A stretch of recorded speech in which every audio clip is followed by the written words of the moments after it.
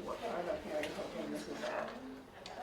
It's near the Yeah, right there, wall. meeting materials. Meeting materials. So, No, not that one. there was Yeah. one of the pages in here that was actually there. If you just scroll.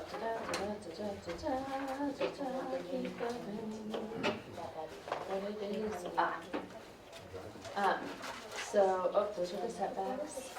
Here.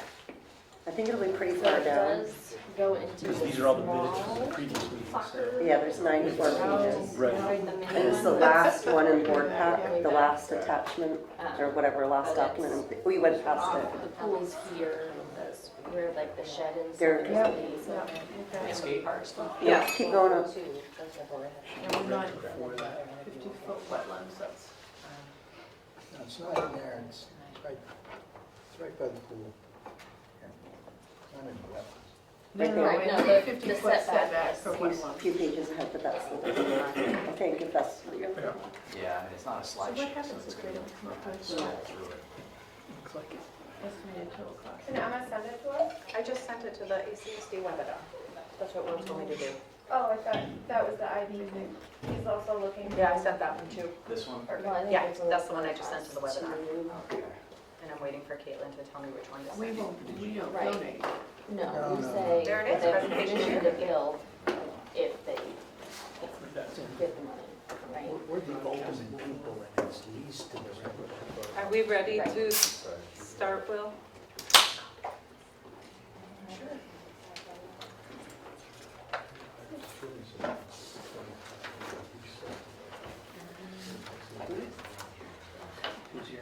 Recording in progress.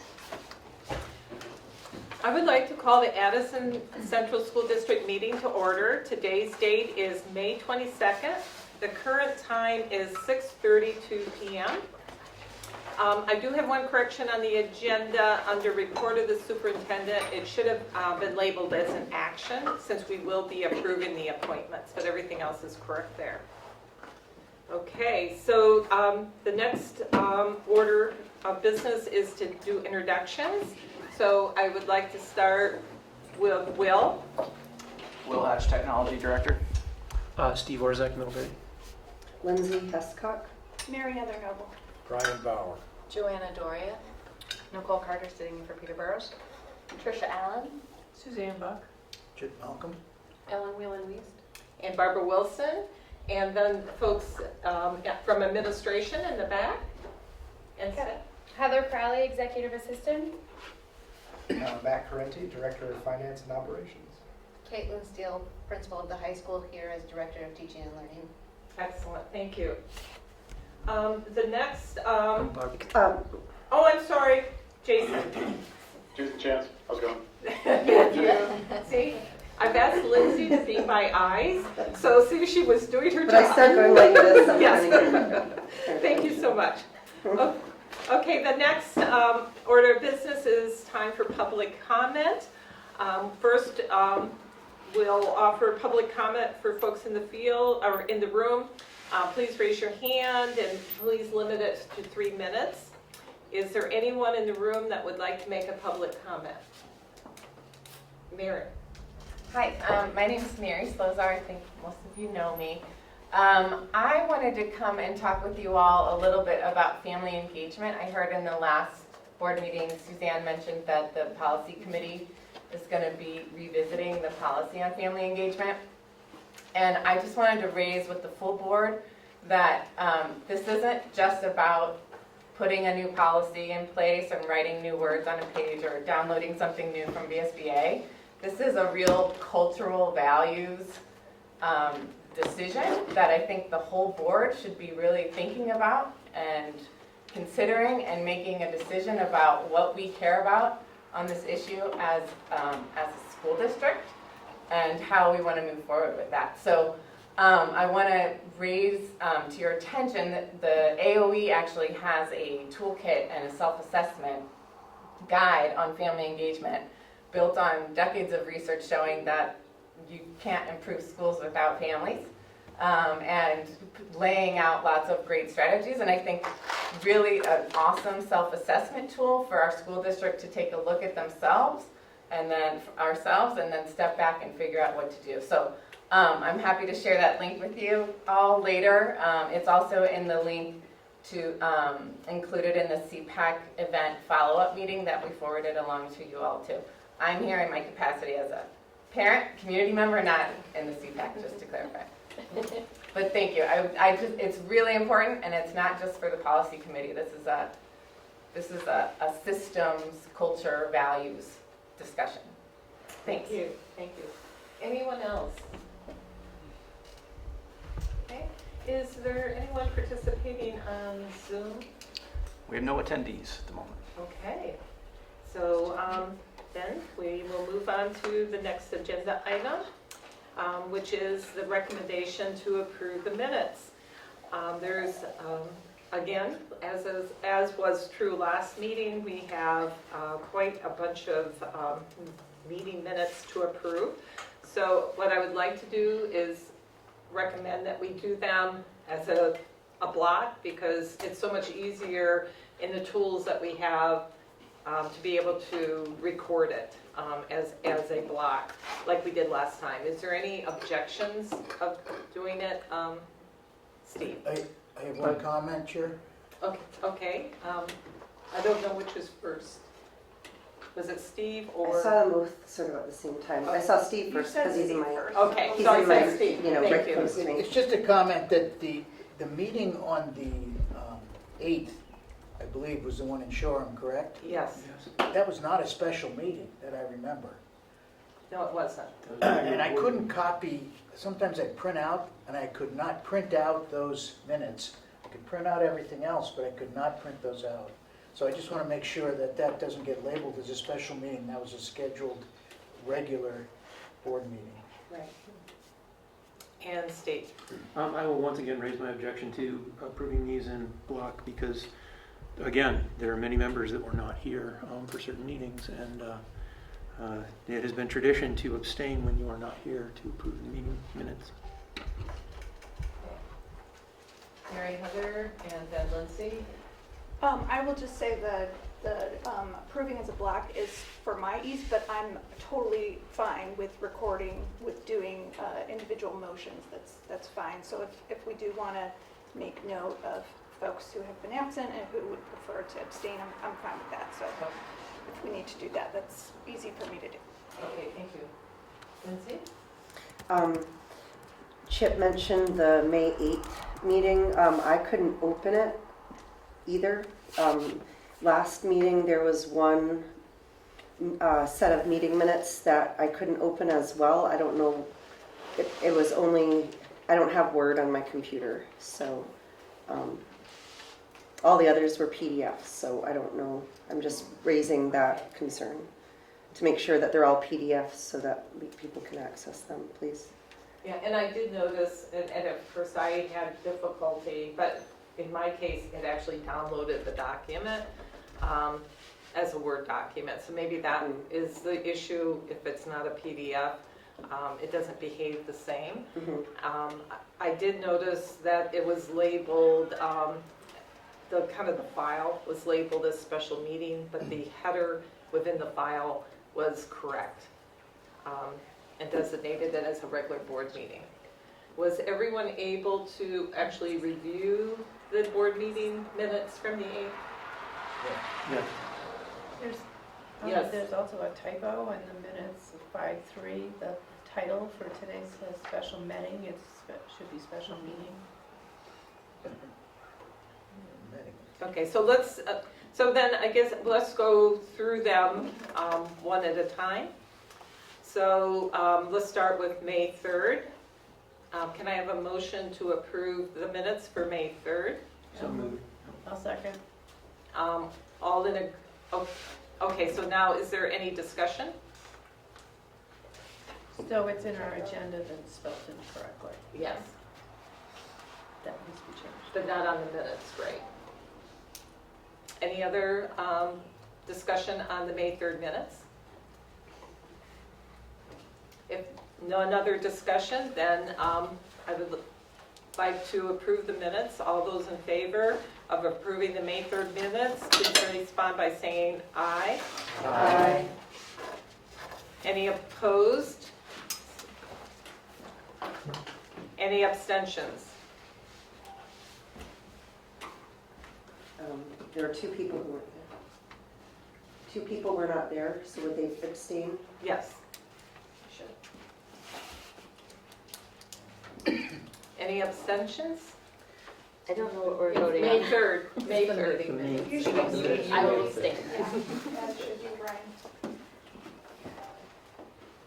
Okay, so we have two abstentions for the minutes.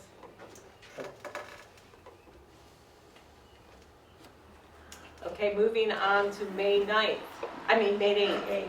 May 8th. Can I have a motion to approve the May 8th minutes? I'll move to approve. A second? Second. Any discussion?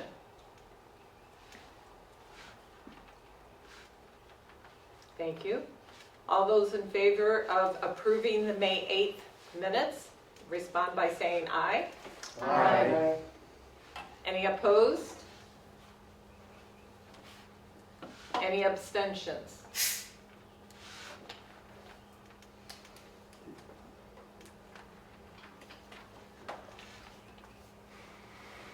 Okay, moving on, yes. There were 3 people not in attendance. I'm not sure the proper protocol There were for, remote attendance, I think.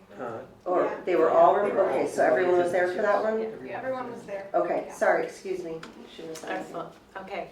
So now moving on to May 9th, may I have a motion to approve the May 9th meeting minutes?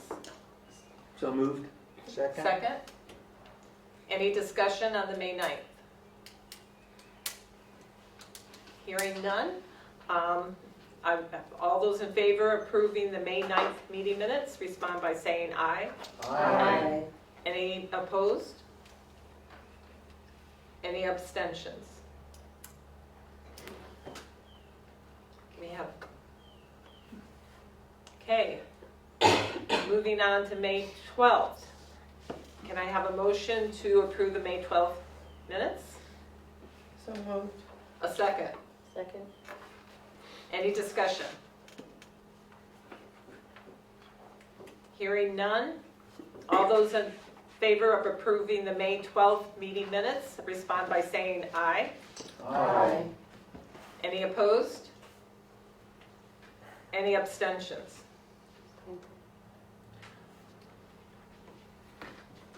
And moving on to May 18th, may I have a motion to approve the meeting minutes? So moved. A second? Second. Any discussion? Hearing none. All those in favor of approving the May 18th minutes, respond by saying aye. Aye. Any opposed? Any abstentions? How many abstentions are there? There were 3. Okay, the minutes are approved. Thank you.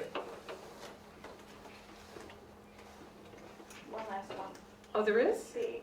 Oh, I'm sorry. I thought I That just. was That's what the we just 18th. did. I thought that I'm was. sorry, I have the 12th. My bad, I got it all down. No worries. Got it all down. It's recorded? I thought My I had. hand works faster than my brain. Thank goodness for that, for Okay. all of our help. The next is approval of the ACSD bills. I'd like to turn it over to Chip to report on the bills. The bills, I presume, Jason, you read these too? Yes, thank you.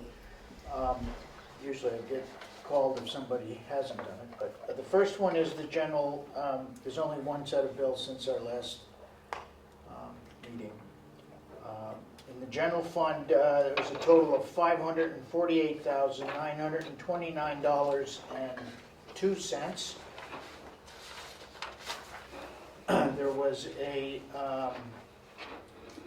separate McGilton fund, $3,000 on the McGilton fund, and a payroll of $57.70,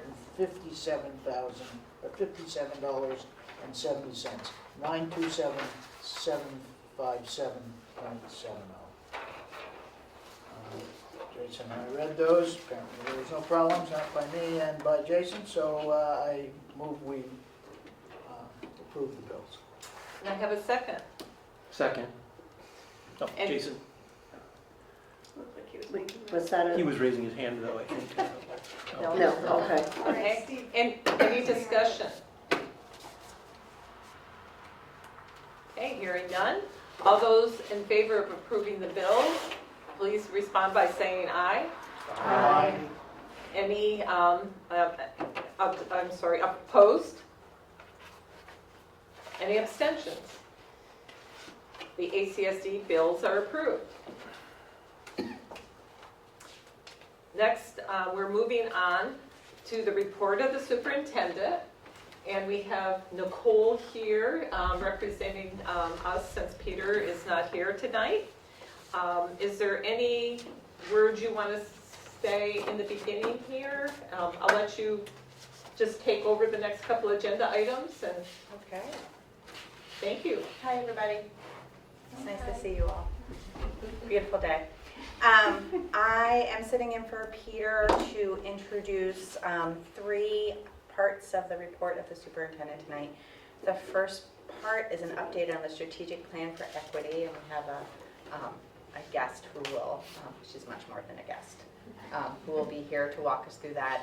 And then Caitlin will walk us through an IB presentation, and then the third is the professional appointments. And so the first person is Emma Mulvaney-Stanek.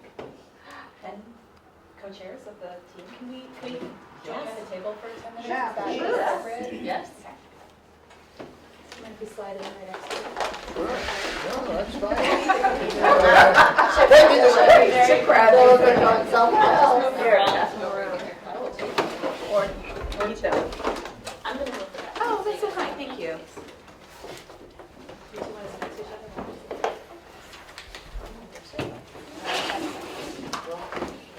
Yes. Do you not like raising? No, you're supposed to put that on those. So Emma and the co-chairs for the strategic plan for equity are here to provide you all with an opportunity to understand the work that's been happening this year, to put us in place and time and where we've been and where we're headed. Great, and I know there are 4 new board members, so I wanted to also give a little background to get you all up to speed. But first, let's do introductions of our little team that we have here. So I'm Emma Mulvaney-Stanek. I've been the consultant working with the district for almost 2 years now to help guide the strategic planning process through some advisory phases and now into the exciting action team planning phases. And actually smushed in between was time with most of you, with the board in the late summer, fall, to start really setting the parameters around what your goals for the next few years will be. But that's enough on me for now. And the 2 co-chairs from the action team are. So I'm Camilla, I'm a senior here at the UHS. I'm Samantha, and I'm a parent. I have kids in Shoreham and a child at MUHS.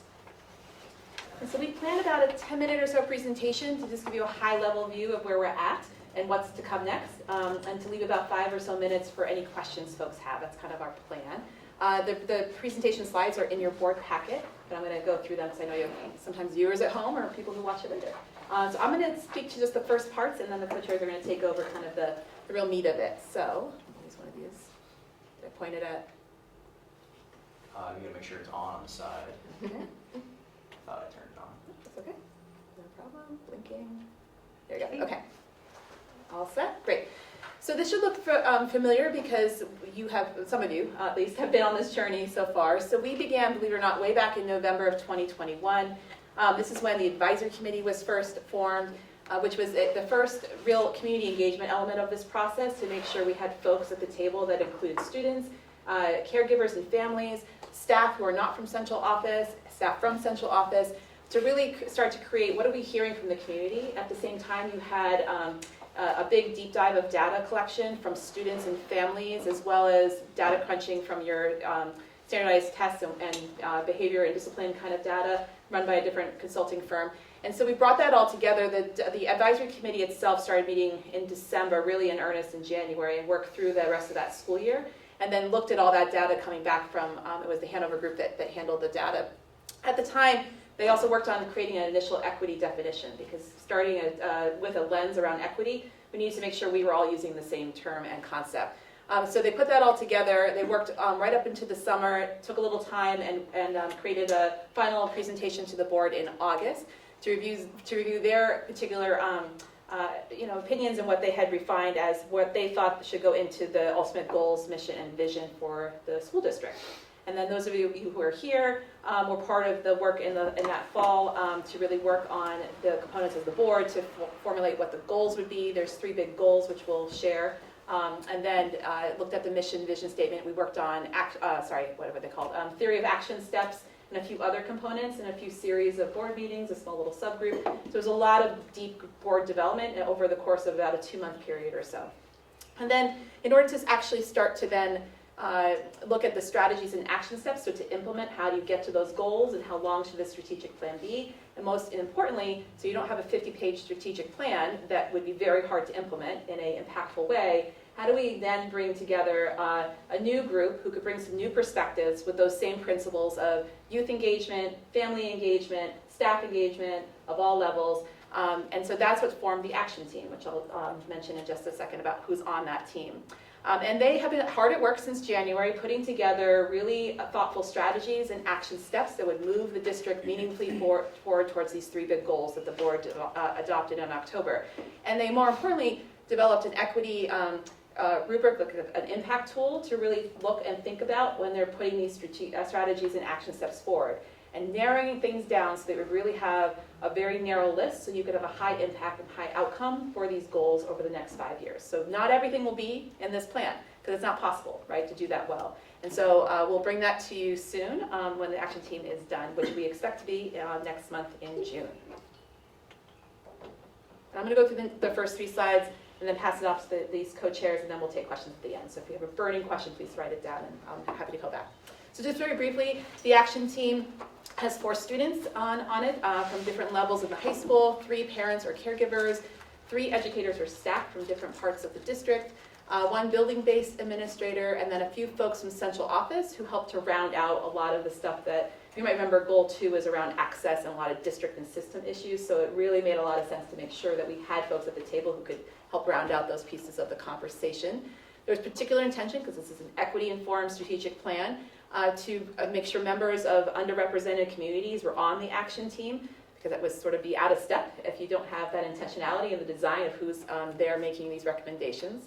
And additionally, in terms of the intentional design, offering stipends so folks could participate, accessible meetings, offering childcare if folks needed it, for example, and then working with community partners in various ways in our process. The core responsibilities of the action team, which again was a little bit different than the advisory committee, was to really start to get concrete. So looking at all this data and information gathered, what would actually advance the district towards each of the 3 goals, to narrow these recommendations. I mentioned some of this before, work with an equity impact lens to really make sure that we're having the highest, you're using the highest leverage points to make sure that if you choose that, it's really strategic because you know you're going to have a big outcome for the amount of work that the district will put in. They've met a lot, twice every month since January, and there was a series of stakeholder meetings in the spring which the co-chairs will mention. And finally, as I turn it over to the co-chairs, we also found it important, like we did with the advisory committee, to have a youth-adult partnership leading the action team. They've served as liaisons and advisors to myself and Emily Wistine from the central office, just in terms of in-between meetings and agenda design. So I'm going to pass it over. You ready? Okay, all right. They got it. All right. Okay. So in January and February, that was part 1. So that's where we took all the data and feedback and everything. We sort of just looked at it and sort of reflected on it and decided what we were going to talk about, what we thought was important and everything. And then in March and April, we had a series of meetings where experts or stakeholders came in to our meetings and they sort of shared their experiences in ACSD, and there were 4 areas: marginalized students and families, socioeconomics and poverty, and special education disabilities, and equitable access to resources.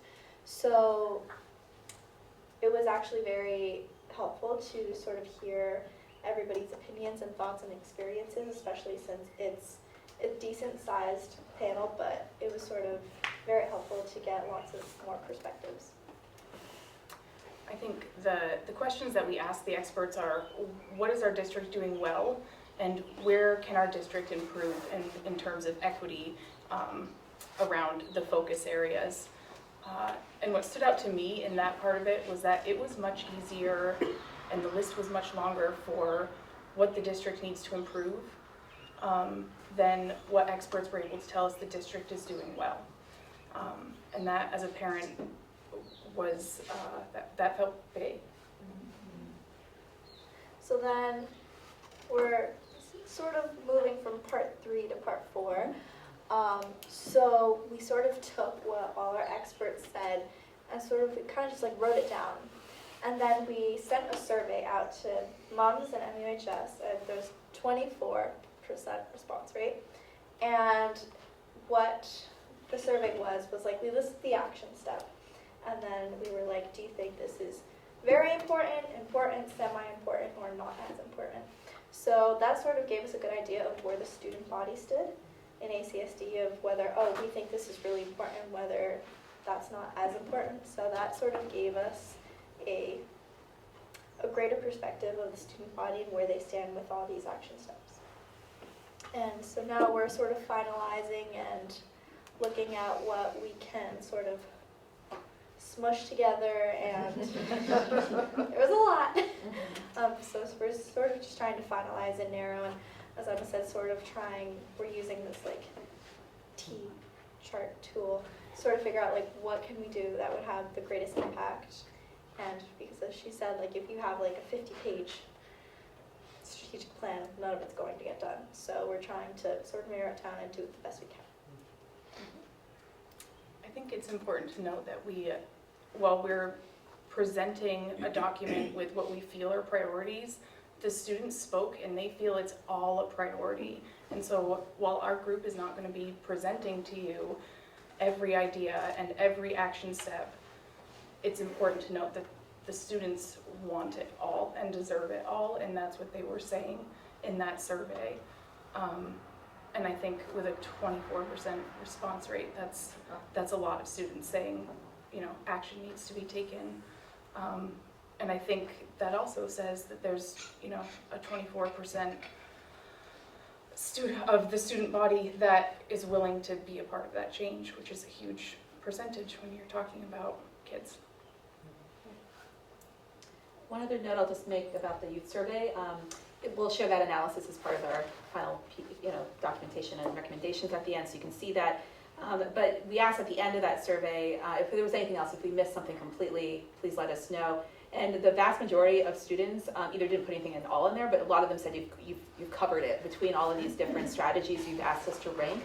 We really think you covered it. And then we did itemize the about, I don't know, 10 to 12 or so additional ideas that people said. It was often, though, a very specific piece of feedback, often what you see probably in other surveys done, even in the Hanover survey. Some people have very specific experiences they've had, and they want to make sure that's heard.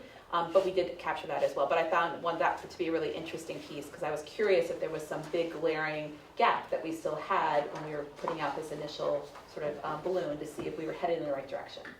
Is there anything else you want to add to this part? Either one of you? No? I don't think so. Okay. When is the appropriate time to ask questions? This is our last slide, so yeah. Maybe 2.5 minutes, maybe 1.5 minutes. Okay, so the final steps. So we're almost at the end of this process, and so just what's coming up next. So your action team will be finishing up recommendations likely in June.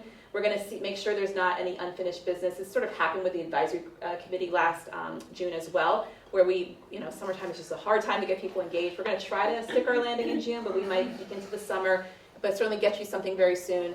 And then it gets passed back to you as the board to ultimately take these strategies and action steps and take a final review of that and take a vote, so that we can make sure the district can start to move forward with the affirmation of the board that this is indeed the right set of priorities and direction going forward.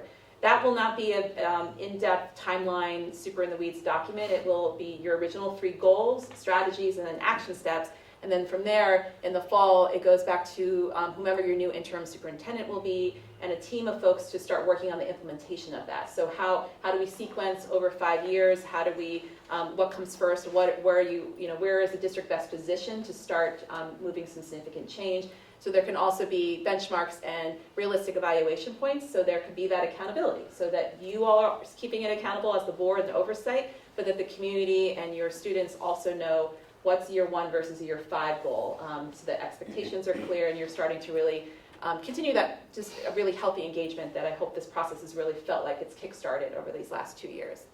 I just put out there about in a year, but generally it will be important for you as a board to have periodic check-ins. It doesn't have to be annually, but just putting that out there that what feels right. I know you also have a transition year ahead of you, so it'd be a little different if you had a same superintendent going forward. So we'll just have to work with what feels right so that you feel like you're getting the report backs that make sense with a big transition year ahead of you. So I haven't been looking to the right. Hi, okay. And so with that, I have also slides in case anyone's curious, because I wanted to just show you. So for example, in the fall, this was the vision statement that was approved by the board. These again is in your board packets. These are the 3 goals I kept mentioning that the action team's been working under. So these were all approved by the board in October or so, and then the board's definition of equity that we've been using as our benchmark, as we've been, the tool I mentioned, this is kind of our understanding of equity that we've been putting forth. And with that, questions are welcome. Okay, Steve, and then Mary Heather. Back when you were looking at this stuff in March and April, you had 4 particular areas that you were looking at. One was around race, the other was around poverty, and a third was around disabilities. And then your final one was equitable access to resources. Could you expand on what that means exactly? Absolutely, and just one clarification. Marginalized students meant folks who have underserved and underrepresented all identities, so it wasn't just limited to race. Okay. But equitable access to resources was an attempt to start to look at, because you have 9 schools and people have different experiences based on the size of the schools, based on what that school can provide in terms of programming wall to wall is going to be different at Mary Hogan than it would be at a smaller rural school. And so trying to look also at what can be offered delivery. It came up in the Hanover survey that we talked about last fall around differences of access to transportation and after school programs and those kind of pieces. So it was a broad invitation during that panel, these REACH panel sessions, for people to explore who work on a district-wide basis where they see gaps and where they see opportunities to think about a more equitable access to resources, regardless of what community or school you're in. So there was a feeling that the rural schools don't have access to the resources that other schools do? Well, we looked at really sort of the facts of just around who has access to early education, who has access to after-school programs, different transportation schedules, the ability for students who are in the centralized middle and high school and what they have access to because of limited transportation, for example. So I think among other things, we can pull up all those notes for you if you're interested in more detail, but we just explored the differences that are just come in the reality of a very small rural school versus one that's, sorry, this is not urban, but like Middlebury based, larger school. Thank you. Yeah, of course. Mary Heather. The question I had was if you could just talk a little bit more on the equity impact tool that you were referencing and what that is exactly and how that works when you're looking at evaluating some strategies. Yep, I should have actually dropped it in here, and I can email it to the board later. So it was a tool that, so folks from central office have been working in advising me as well as the co-chairs around developing a tool that was simple enough to learn but useful when you're trying to weed through dozens and dozens of pieces of feedback and placing them and being thoughtful about how do we make this even better. So it was a simple, instead of a y-x axis that's just kind of 4 equal quadrants, we made it more of a T because we wanted to keep moving things more towards a more equitable outcome, and to the left was more of an inequitable outcome, so making things less equitable, which is not where we want the district to go. And we also use the y-axis to really indicate that's kind of the status quo. So we don't want to also hover over status quo because you've heard lots of feedback from your students that all is not well for certain students who are going through this district, or families for that matter, or staff, right? There's all these different layers that we've even talked about last fall. So this was an attempt, and they literally used it as a mapping tool to see how can we keep moving things out further, and then a leverage point of high and low in terms of the impact of how many people in your school community were impacted by that particular strategy. And as I kept reminding the group, sometimes you do pick a strategy that has a smaller population impact because it has a high value, because that part of your community has been really underserved for years, and you want to very much strategically invest. I don't mean necessarily even dollars, but like invest intention in moving things forward to have a different outcome.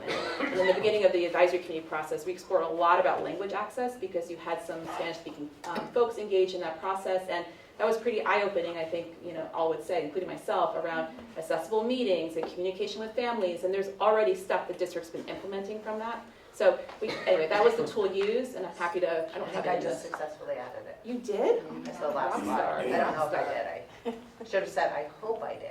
Let's I see. have to unshared. No. and reshare. Darn it. It's not in, it's in my version of it, but it's not in this version. So you will get it. How about that? Okay. Thank you. That's, yeah, great question. Thank you. Yeah. Joanna. This is really great. I've been really wondering what this action team is up to, so thanks for this update. I'm curious about how you put together the survey for the students. And I think at one point you mentioned you had sort of examples of action steps, and then the students could weigh in how significant they felt it was. And then you answered my question, was there anything new that you learned from it? And sounds like not really. How did you come up with those like example action steps, and maybe could you share? I don't know, I don't want to Yeah. Do either one of you want to get in the how we were starting to develop those strategies between? I the think we stakeholders? sort of just, the whole action team sort of came together after meeting with all the experts and sort of tried to sort out all our notes and sort of be like, okay, this seems like an action step, this seems like an action step. And then we sent it out to the students, but it was also interesting trying to get the wording right so it could be accessible to the middle school, but also the high school. So it was, I think we just kind of put them there, and then they would just rank the most important to least important. And one of the useful things I neglected to mention, actually I should have put it in one of the slides, is the head of each action team. Remember, we have four high school students involved. We would have pre-meetings with the students, Emily and I, to just sort of check in about the agenda. It's a different environment when you're one student or for each of those students in a group of 12 or so adults. So we try to be really intentional. And one of those meetings, I brought the draft survey and got some really great and direct feedback. It was really fabulous, and I encourage more of it. I mean, in the spirit of like, this language is not going to land. This is too wonky strategic plan language. So we really reworked the language to make sure that the essence of what we were trying to ask the students could actually effectively come across to them, and it was really helpful.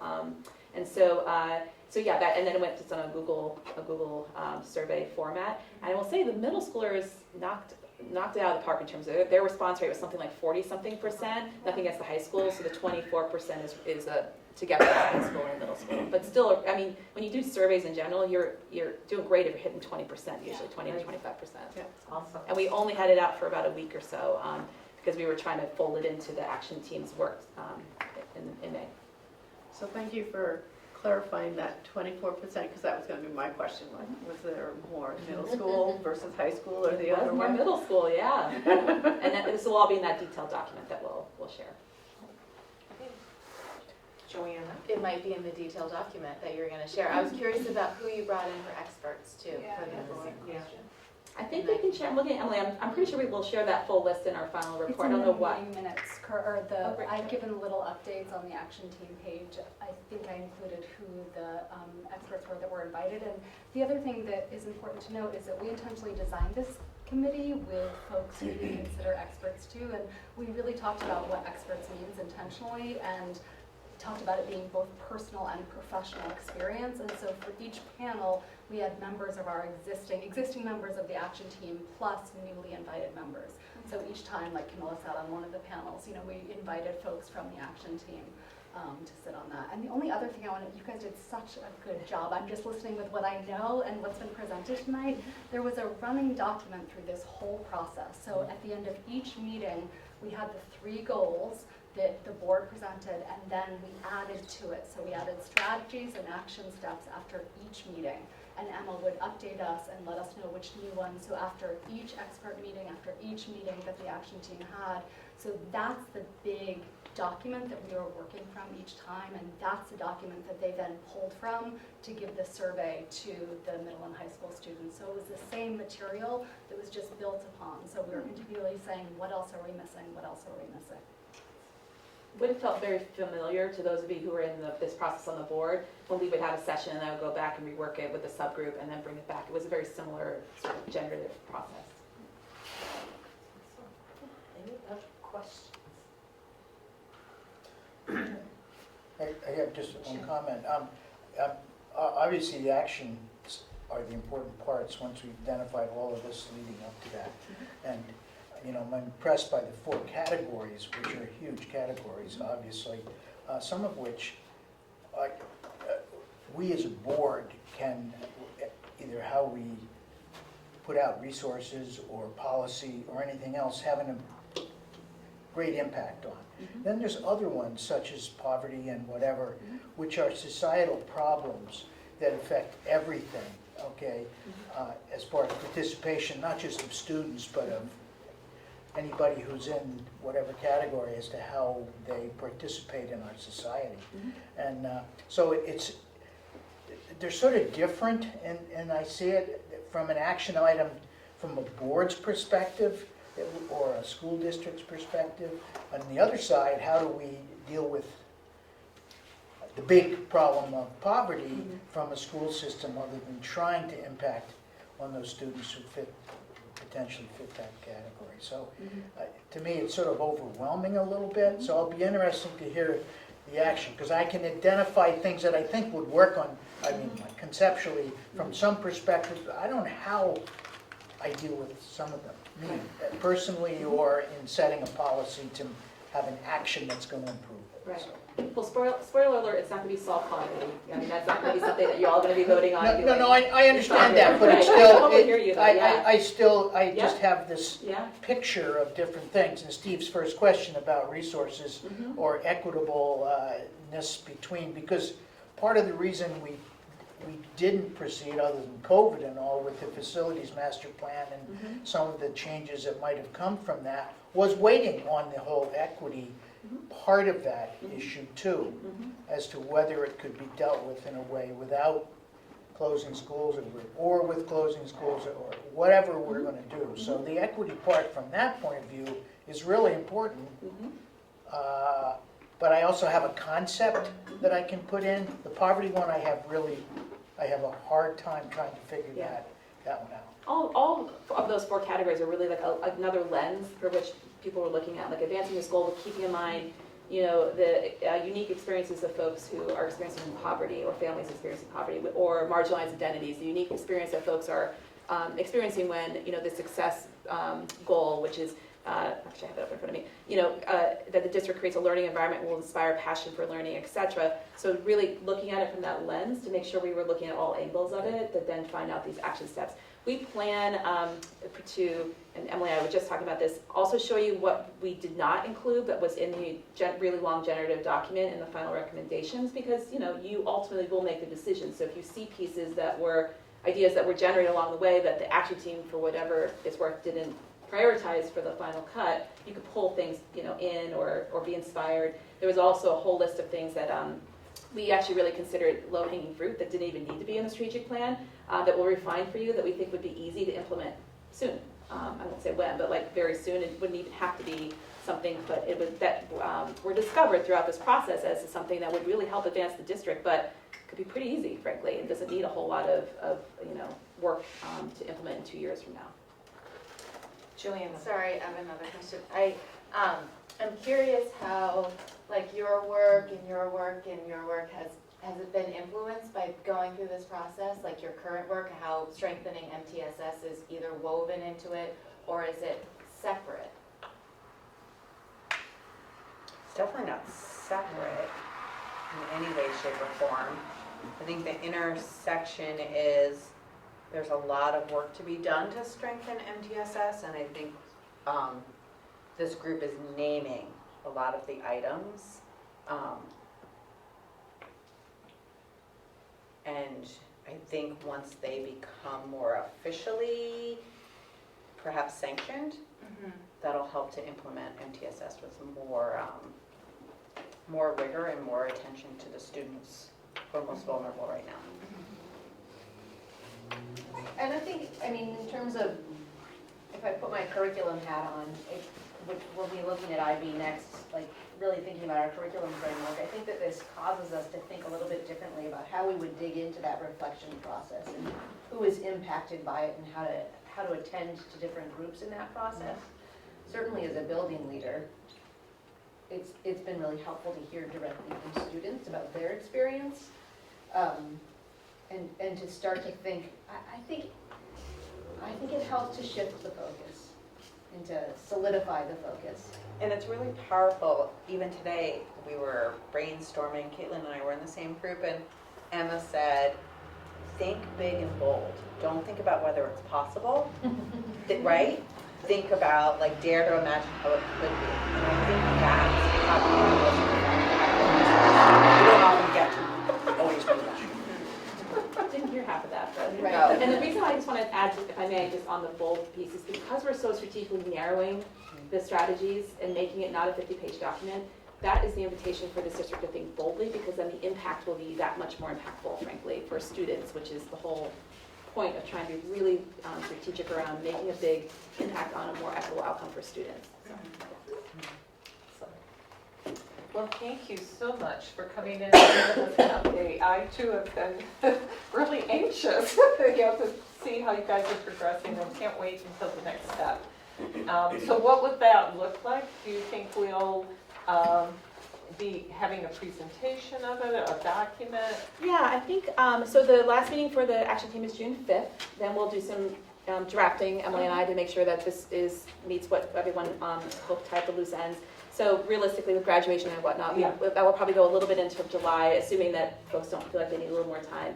And I know your meeting schedule is such, so we'll figure out the right timing. It would be great if I can come back with the co-chairs to help present that work and invite the action team.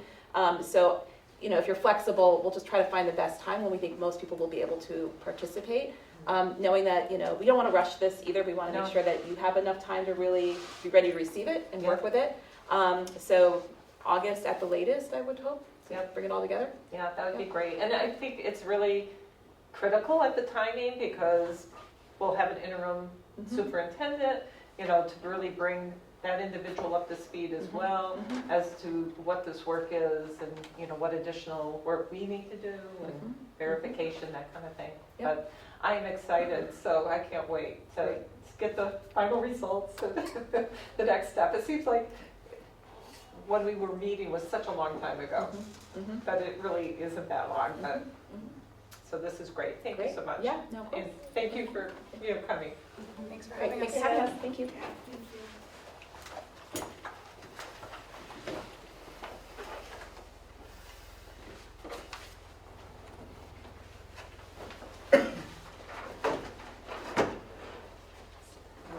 Yeah, I'm trying to think of what the introduction is for Caitlin being here. So tell me where I get it wrong.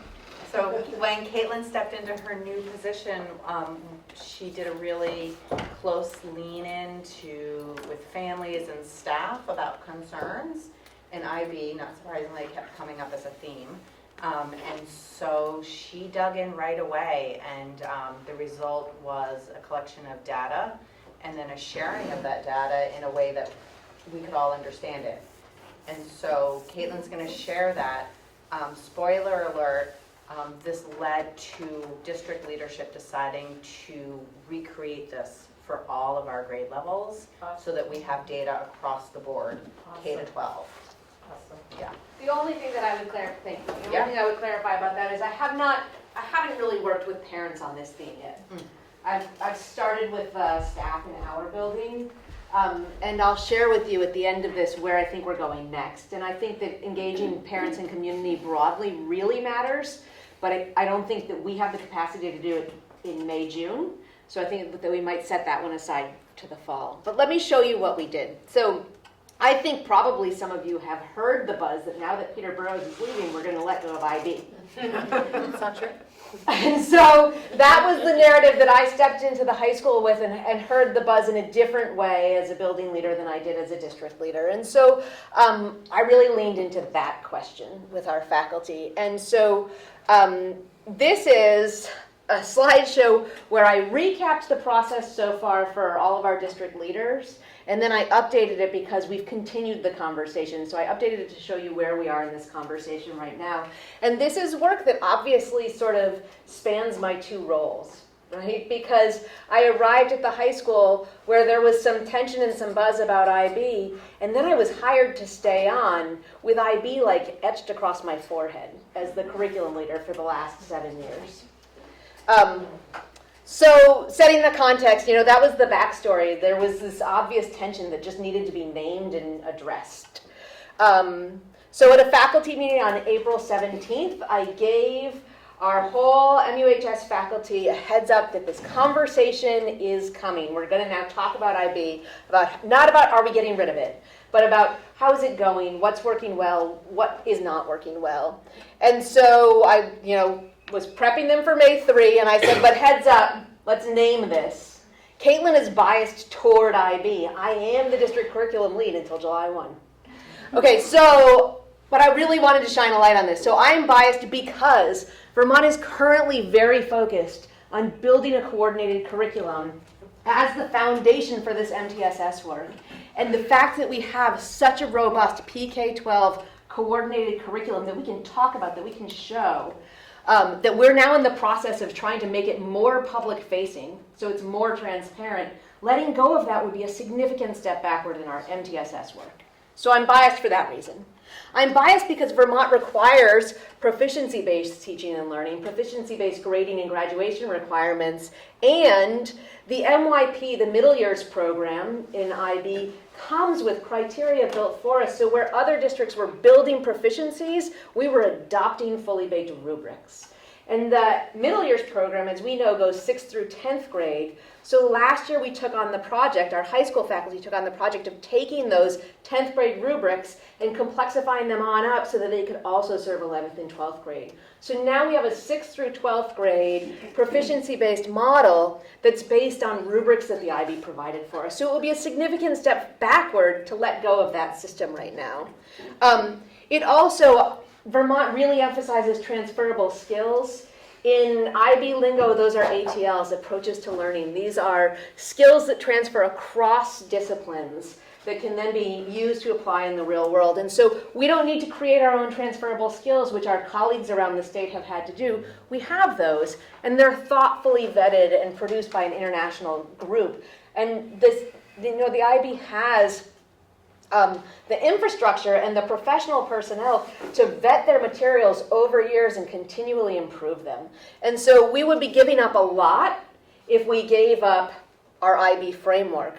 Also, we've spent 7 years building this thing. So that's a lot of professional energy that I would hate to see us lose. And finally, when I was applying for my first job in ACSD, which was then ACSU, I was digging into IB because the district was then in the process of researching IB as a potential framework to adopt district-wide, to increase excellence and equity across our 9 schools. And I fell in love with the mission statement, which emphasizes education for a better and more peaceful world. And so I am biased toward IB. Let's just name it. I think that this is a phenomenal program. I think it's imperfect, but I think it's a phenomenal framework.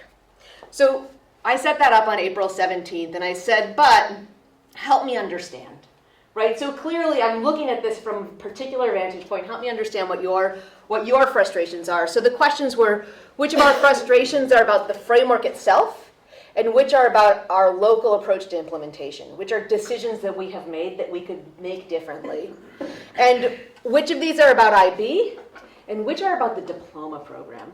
Because a lot of the frustrations, anecdotally, that I was hearing were about those last 2 years, the diploma program. So I constructed a survey that really dug into the various pieces of IB to get really specific. And I told the faculty that they had about a week, a little over a week, to fill out that survey, and please go ahead and use your collaborative time that's built into your day, reallocate it to completing this, so that it's not another thing, it's replacing other things you might have done. And I asked them to please get it to me before 9 a.m. on the Monday of April break, because I was going to be working the whole week and I needed some time to frame our March 3rd conversation. So that was the setup. And then this framing the conversation is about March 3rd. May 3rd, thank you. May 3rd. So we had an early release day on May 3rd. We spent the first, it's 3 hours that we have together, 1:30 to 4:30. We spent the first hour in basically a faculty meeting, then we took a break, and then we came back into 2 hours of this IB conversation. And I started by sharing the results of the survey. And then after I did a spiel much like the one you're receiving right now, then we broke into 6 groups and went and had small group conversations with a protocol. And then we came back and shared out. So I'm going to run you through that now. So this is our opening to that May 3rd date. So this was just information about that survey itself. So I emailed it out to the MUHS private list, which has 149 people on it. That's an interesting one to me. There are actually 104 people listed as working in the building. And so I calculated this response rate based on this 104. We got about a 28% response rate, which was not an impressive response rate considering I gave them time in the day to complete it. I did, though, for the sake of transparency, give them access to all of the survey responses. And if you have an ACSD email account, which all of the board members do, you also could click on this link. We'll make sure you have the slideshow, and you can see all of the responses. So I outlined the purpose of the survey. It was to understand with more specificity what people do and do not like about IB. It was to look for strengths and uncover limitations and frustrations in a really specific way, to frame the conversation for May 3rd, and to identify next steps to strengthen our collective practice and to better support all learners in MUHS. So that was the purpose of doing this work. Here's the first big impression. The question was, in general, how do you feel about International Baccalaureate? This is bold pink, love it, dark green, loathe it, and something in between. Right, so you will see these colors are consistently negative, these colors are consistently warm and fuzzy, and then there's this neutral in between. So of our 29 respondents, that was the split. So about 48% negative, 31% positive, and 21% neutral going into the conversation. So the survey asked 3 different types of questions. There were these feeling questions. How do you feel about this element of IB? On a scale from loathe it to love it, it was actually in these, it's highly problematic, it's ineffective, inappropriate, or unimportant, it's poorly implemented here, or it's got potential, it's generally positive, or it's especially helpful, essential, or exciting. So as we look at a few of these graphs, you'll see pink is warm and fuzzy, dark green is negative, and yellow is like we're getting something wrong here, right? So those are the feeling ones, and then I also asked them doing questions. So these are stoplight questions, right? So how are we doing? We're getting it all wrong, to we're nailing this, to I'm not sure. Those are the scales. And then finally, there were open-ended questions, and I limited them to 350 characters because I was committed to reading every single one of them. Okay.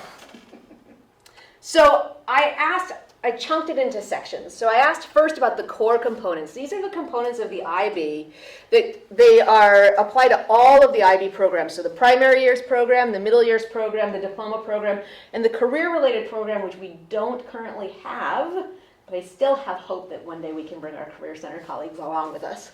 So when you have this slideshow, you can actually click on this link, and it'll give you those pie charts for all of these different questions that I asked. So about the core components, I asked, the mission statement for IB addresses all of those programs. The learner profile, international mindedness, language requirements. Remember, I was writing this for educators, so it's just full of acronyms that they know, so I'll decode them as I go.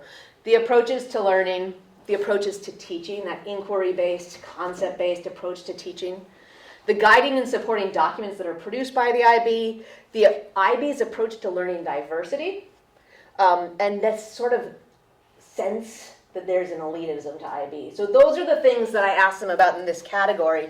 And again, you can see all of the pie charts. Every one of those is a separate pie chart, but I'll just show you a few of the highlights. So again, this is the scale. These are feeling questions. How do we feel about the IB mission statement?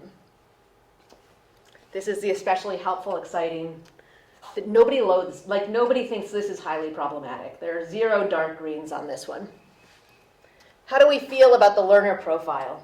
That's this poster that's hanging over here, these 10 character traits that we try to build in all IB learners, students and adults alike in our system. Right? So the IB learner profile is relevant to the board. Right? We're all part of an IB community, so we want to be open-minded, we want to be principled, those traits that we start building in PK all the way up through the grown-ups in our system. We like the learner profile. Nobody hates it, and there's a lot of warm fuzzy in this chart. How about the focus on international mindedness? Here we see, we're not really nailing this one, or at least some people think so. The requirements around language learning. That's more mixed. So remember, IB requires us to start second language learning at least as young as second grade, which is why we now have Spanish in all of our elementary schools, that we only had it in 2 or 3 before IB came here. It also requires us to have students take the same language from 6th through 10th grade. We're not actually nailing that yet. We only require 1 year of world language as a graduation requirement at the high school. But so people have really mixed feelings about these requirements around language learning. It used to be at the high school that that was an elective, and now 1 year is required for everybody. And that's a real culture shift and practice shift for us. So then I asked them about, let's think about the middle years program specifically. And again, you can see all of the charts there, but I'm only going to show you a couple. I asked about the unit planner. This is a structure that the IB provides for our teachers to use as a planning tool. I asked about the rubrics. Those are those proficiencies that we don't have to define because the IB gave them to us, including the tools to evaluate work.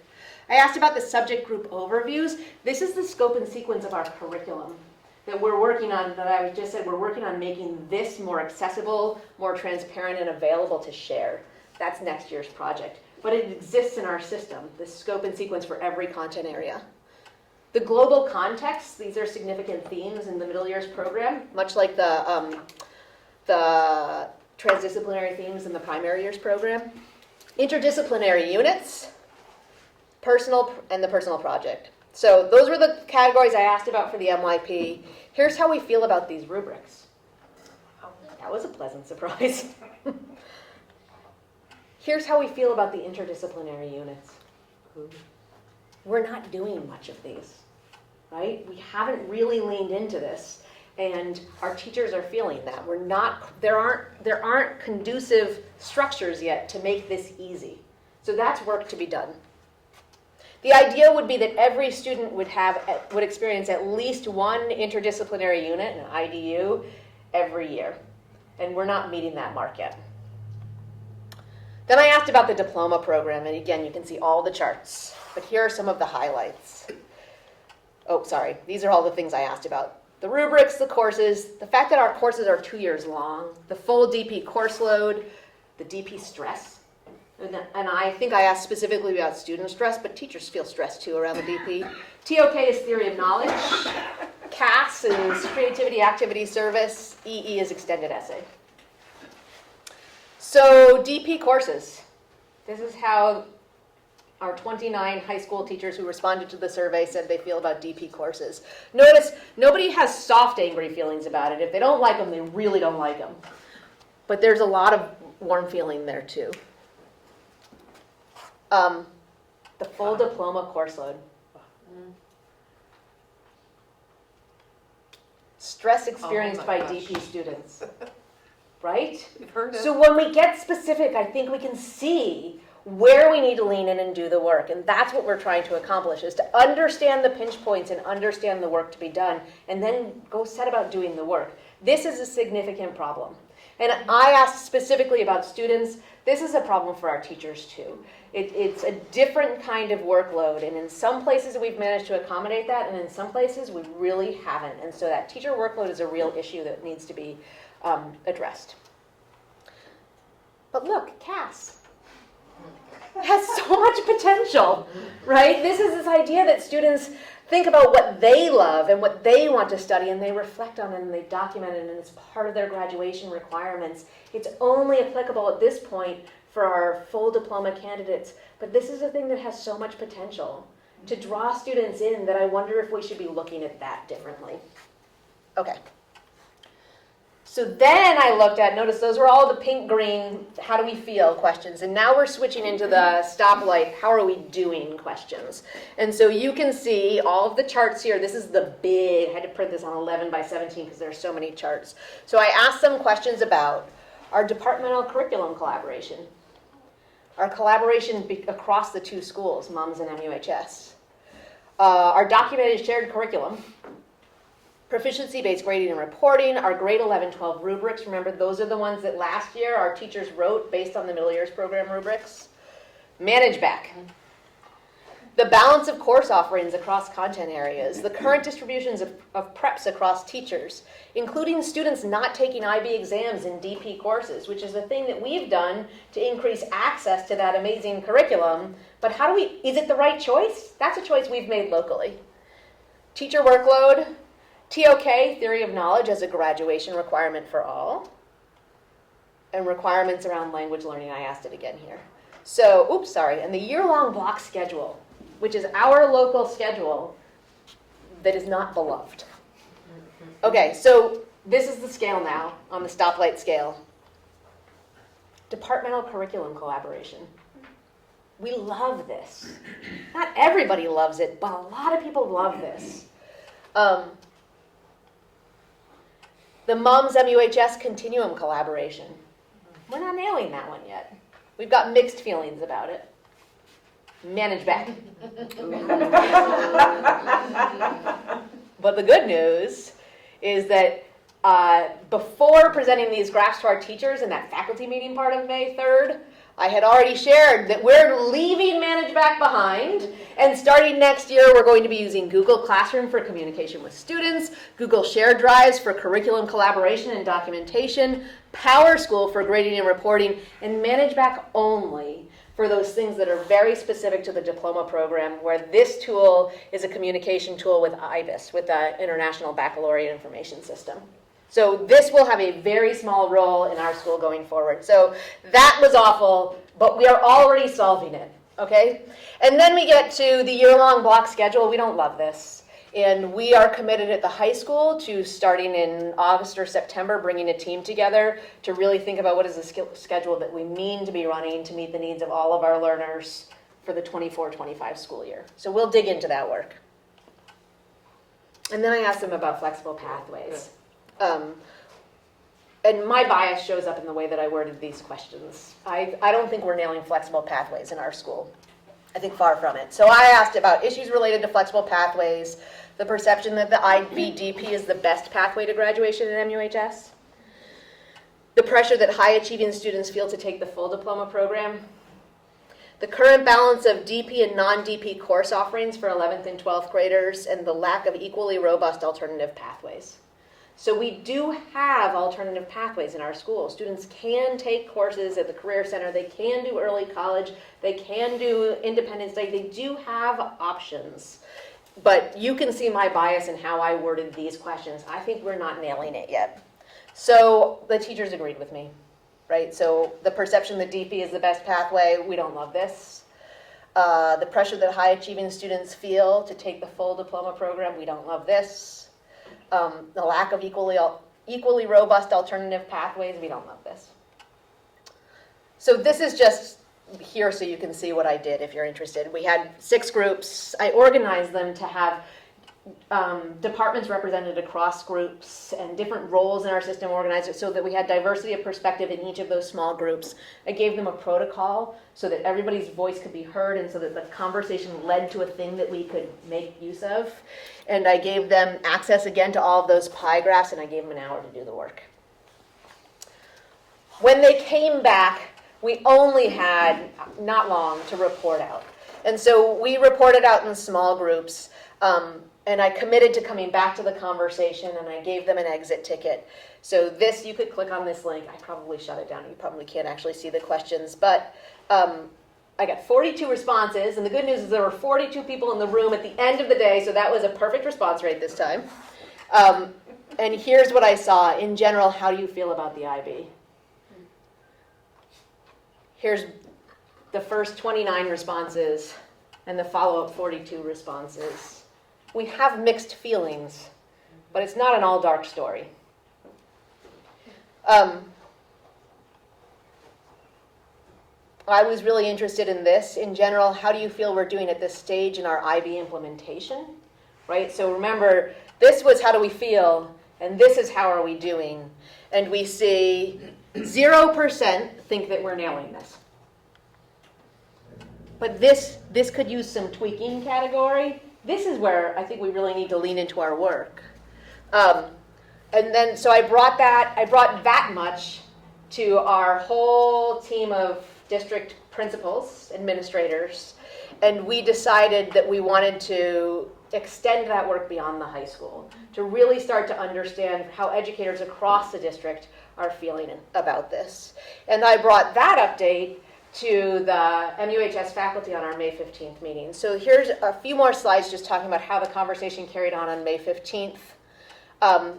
I said, so clearly, this is managed back. Remember, it's going away, basically. Okay, so that almost check. This lack of equally robust alternative pathways. On June 20th, we'll have our first sort of formal conversation about this, but this is significant work that I see as mine as a building leader to carry forward in the coming years, including partnering with our local partners like the Career Center, the Parent-Child Center, the various places that educate various communities that educate our students outside of our school walls. We'll have a committee working on the year-long block schedule. And I'm not sure how we're engaging this, but we have to engage this thing. So I have a couple of invitations from teachers to come and meet with some of their students, so I need to say yes to those invitations. I said, so where are we going from here? This survey has been adapted for the middle years program at MUMS and for the primary years program at our 7 elementary schools. That has gone out, and we've given teachers through the end of the day on June 20th, which is another teacher work day, to complete that survey. It would only take like 10 minutes. It's not a huge commitment. You could spend a half hour if you really wanted to fill every 350 character limit box. So district-wide, we're going to extend the survey to our educators. And probably I will be handing that information off to Courtney Cron, my replacement, to carry that curriculum conversation when I'm no longer in that role. I'm going to, at the high school, look for opportunities to talk to students, not survey them, to understand their feelings. And then we need to expand the conversation. Some of that I imagine would be board-led. Some of it will certainly be district-led in the coming year. NEASC is the New England Association of Schools and Colleges. Our high school has been NEASC accredited for a very, very long time. We've been invited to pilot a NEASC IB reauthorization process. So rather than doing IB reauthorization and NEASC reaccreditation as two parallel, complicated processes, we're blending them together. We've had our first training of that in March, and we'll have 2 days of training in June. And that is a process that will cause very structured reflection on how we're doing. It will expand our NEASC accreditation to PK through 12 rather than just 9 through 12, so that's kind of cool. But it will also wed that into a single process that really asks us to reflect on how we're doing. And I think we need to keep working on it. I think that's all I have. Thank you. Where is Heather? Caitlin, can you just, the timeline for the reauthorization stuff, is that during next academic year or is that after? Like what? Yeah, so it starts, I mean, it has started. It largely started in March when we had our first training and we did the first sort of vetting of, okay, these are the things we want to do. There are all these priority standards and they're designed by school. And so we went through and reviewed which of these do we want to do as a district and which do we want to do as a school, so that we've started that process of narrowing what will this look like as a pilot for us to do this as a district, doing these two things at once. We'll have 2 days of training in June, and then we'll be going through this process, which I imagine Courtney Cron will be the lead on this. And it will be a lot of stakeholder engagement over the next 2 years to hit the mark at some point in 2025. And I think we talked about inviting, I can't remember her name, the woman who's leading it, to come talk to the board. Oh, great. And give us insight. Phenomenal. Okay. She's really good. Good. Yeah. I just have another follow-up. First of all, thank you so much for doing this work. This is, I think, just really, really important for the community to see that finally, there are eyes being put on these concerns and questions, and I think it's smart to start with educators and kind of expand from there. So thank you for doing this work in this year especially. One suggestion or one question I have is whether or not educators were asked about the time that they have to devote to training, because that has been a recurrent theme in some just kind of, feedback we hear in the community. So I'm just, I did not guess ask just about that. putting That's that helpful. out there as a possibility. And I don't know if there's flexibility around that or how the district implements that, but that would be something I think would be important for Yes, there's educators to be flexibility, asked. and Okay. I've missed it in this round of data collection, but we should come back to it. Thank you. Steve? So many of the problems, even in the initial authorization of IB, we had some issues with the diploma program.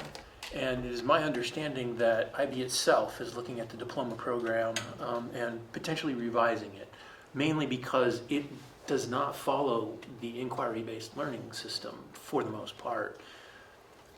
Is that on the horizon? I mean, it sounds like there's a lot of energy and confusion because, I mean, even members of this board have conflated the DP program with IB. Is it possible that those changes are going to come through and maybe alleviate some of this, just like dropping manage back? Yeah, so I am not an expert on IBO, International Baccalaureate Organization, which is a big international organization, but I can speak to some of that. So in February of 2020, right before the world fell out from under all of us, Peter and I got invited to a really fun meeting at the college. The college has a lot of students who have graduated from the United World Colleges there as students. And the United World Colleges is a series of private schools, private international schools around the world that have a combination of the International Baccalaureate Diploma Program and EL, experiential learning. And I think they only have students for 2 years, but it's a pretty inspiring model. And many graduates, Middlebury consistently hosts several United World College graduates. So the United World College has a powerful connection with the IB diploma program. And so it was a meeting of UWC and IB at the college, and because we were an IB district, we got invited to go.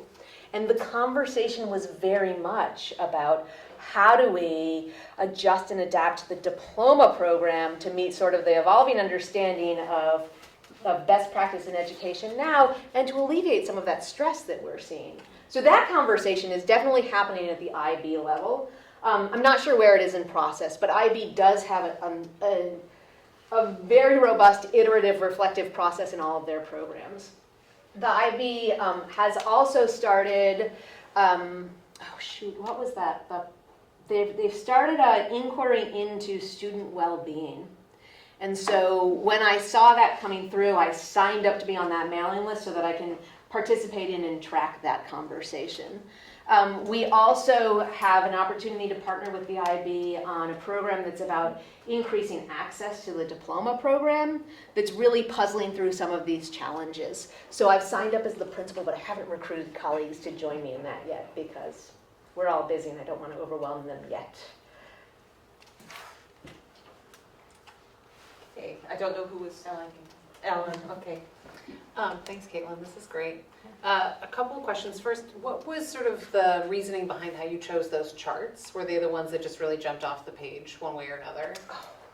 You're making me think back to my thought process. I know we can look at all of them. But Yeah, you can see all of them. I guess I was trying to show sort of the range of responses. Those core components, the ones that I showed were mostly very positive. People mostly feel pretty good about those core components. That language, the language requirements was pretty mixed, but so I was showing sort of the flavor of that. And the diploma program, where you saw some real doozies of people are frustrated here, that was much more common in the diploma program charts. And so I was trying to show things that highlighted the story in broad strokes, while also showing people how they could get to the details.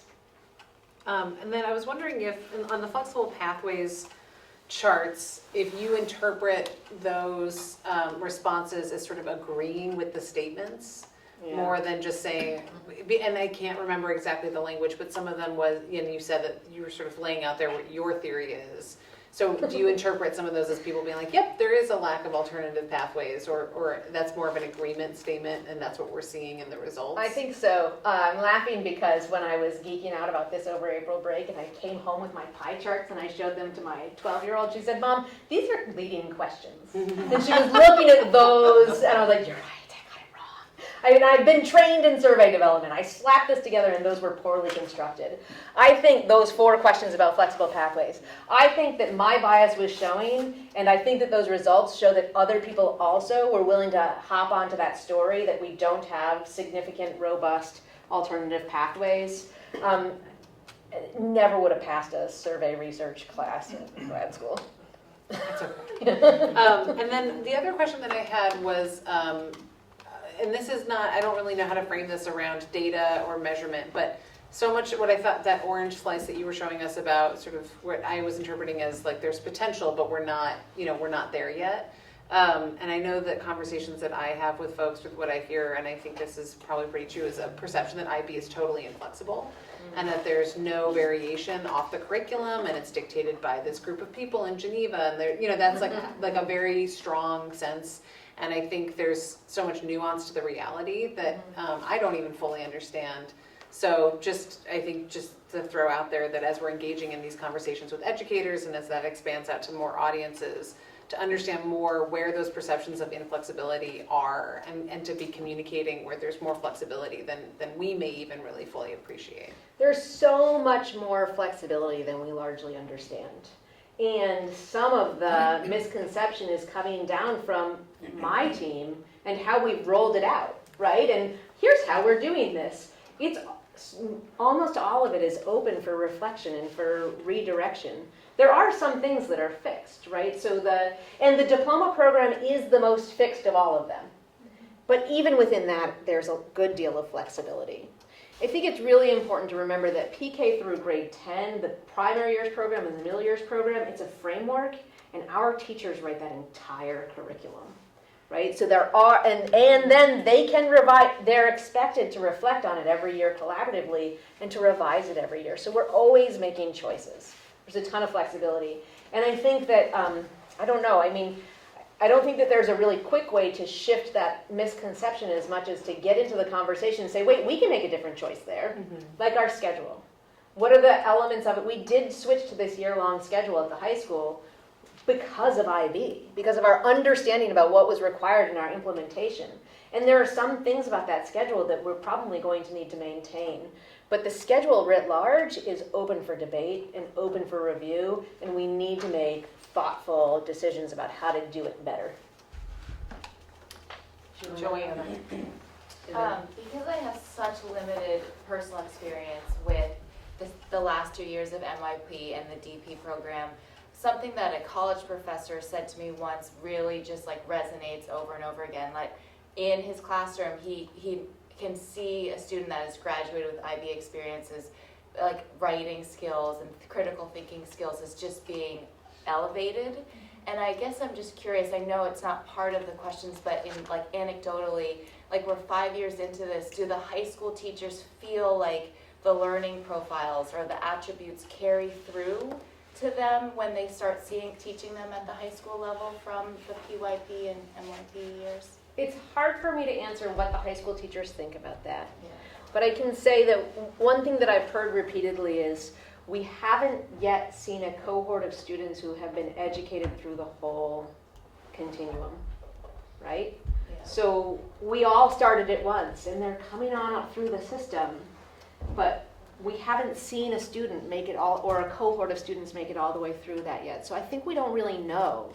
But then when you think about, I don't know, we all saw at least part of the 5th grade exhibition, right, which was so exciting. And for those of you who made it to the 10th grade personal project, these things are starting to light up. And now that we've got people coming back into our schools, it starts to feel like a real celebration of student inquiry. There are so many of those opportunities for students to dig into real inquiry work and then share their thinking, even often in draft form, with a real audience. So for instance, today from 8:30 to 9:30, there was a theory of knowledge exhibition in the Commons. And so I got to go and interact with a whole bunch of students who had just submitted their first draft of that work, who are then going to take those we had questions to help prompt their thinking, and then they'll get to revise and reflect before they submit that. So, and next week is the extended essay colloquium. Like, there's so many opportunities for students to really lead their learning and present their learning and showcase themselves as learners. That as a curriculum geek, I find that incredibly exciting. And I think we're starting to build a culture here. And it's a culture that builds on itself over time as students move up through our system. Susie? I know, IB is in mostly places around the world, okay, that are defined sort of like the United World Colleges, which gives it this elitist component. They're not all wealthy, but they're all very smart. We actually have some Middlebury High School student who's in an IB program in one of those colleges. So it'd be interesting to get that feedback just for that one person even. Mm-hmm. However, are there other spots in the United States that are sort of in our model? Mm-hmm. I remember we got stuff on Chicago when we were even considering it back 7 years ago or whatever, that, but places that are districts that are like us that must suffer with some of the same questions and concerns. Not international IB, but, Middlebury or someplace in Michigan, or I don't know, wherever they are. There have to be. So I don't know how we tap in to that. Yeah, so yes. Is there any place just like us? Not that I know of. But as far as American public schools and American public school districts, yes, they exist. We did visit... various groups visited at least 3 when we were going through our inquiry process. We did a trip out to the Midwest in Washington Township, and what was the other one? We went to one in Iowa and one in Ohio. Not Iowa. Oh gosh, I'm sorry, it's been a long time. All I'm saying is that, we may have that kind of, but to me that would be important too, in this inquiry of trying to figure out how we fix the problems of this big system, which obviously has lots of good parts to it. Yeah. But how do you deal with the schedule? How do you deal with the... Well, I need to go to so I have been to a lot of IB trainings in learning how to bring this here. I've never been to a DP head of school training, which I will have to have as a principal. I'm really interested in going to one of those in person because that's where you get to meet other DP head of schools, and I can ask those questions of like, are you hitting this wall? Or what about this thing? Or how have you managed that? We did a lot of IB networking in the early years. There's the Guild of IB Schools, which is our regional sort of consortium of IB schools. We've never made it to Bethesda, which is the regional office. We've talked about doing it, but a lot of those connections really came crashing down during the pandemic when people were overworked and overwhelmed and not traveling to places.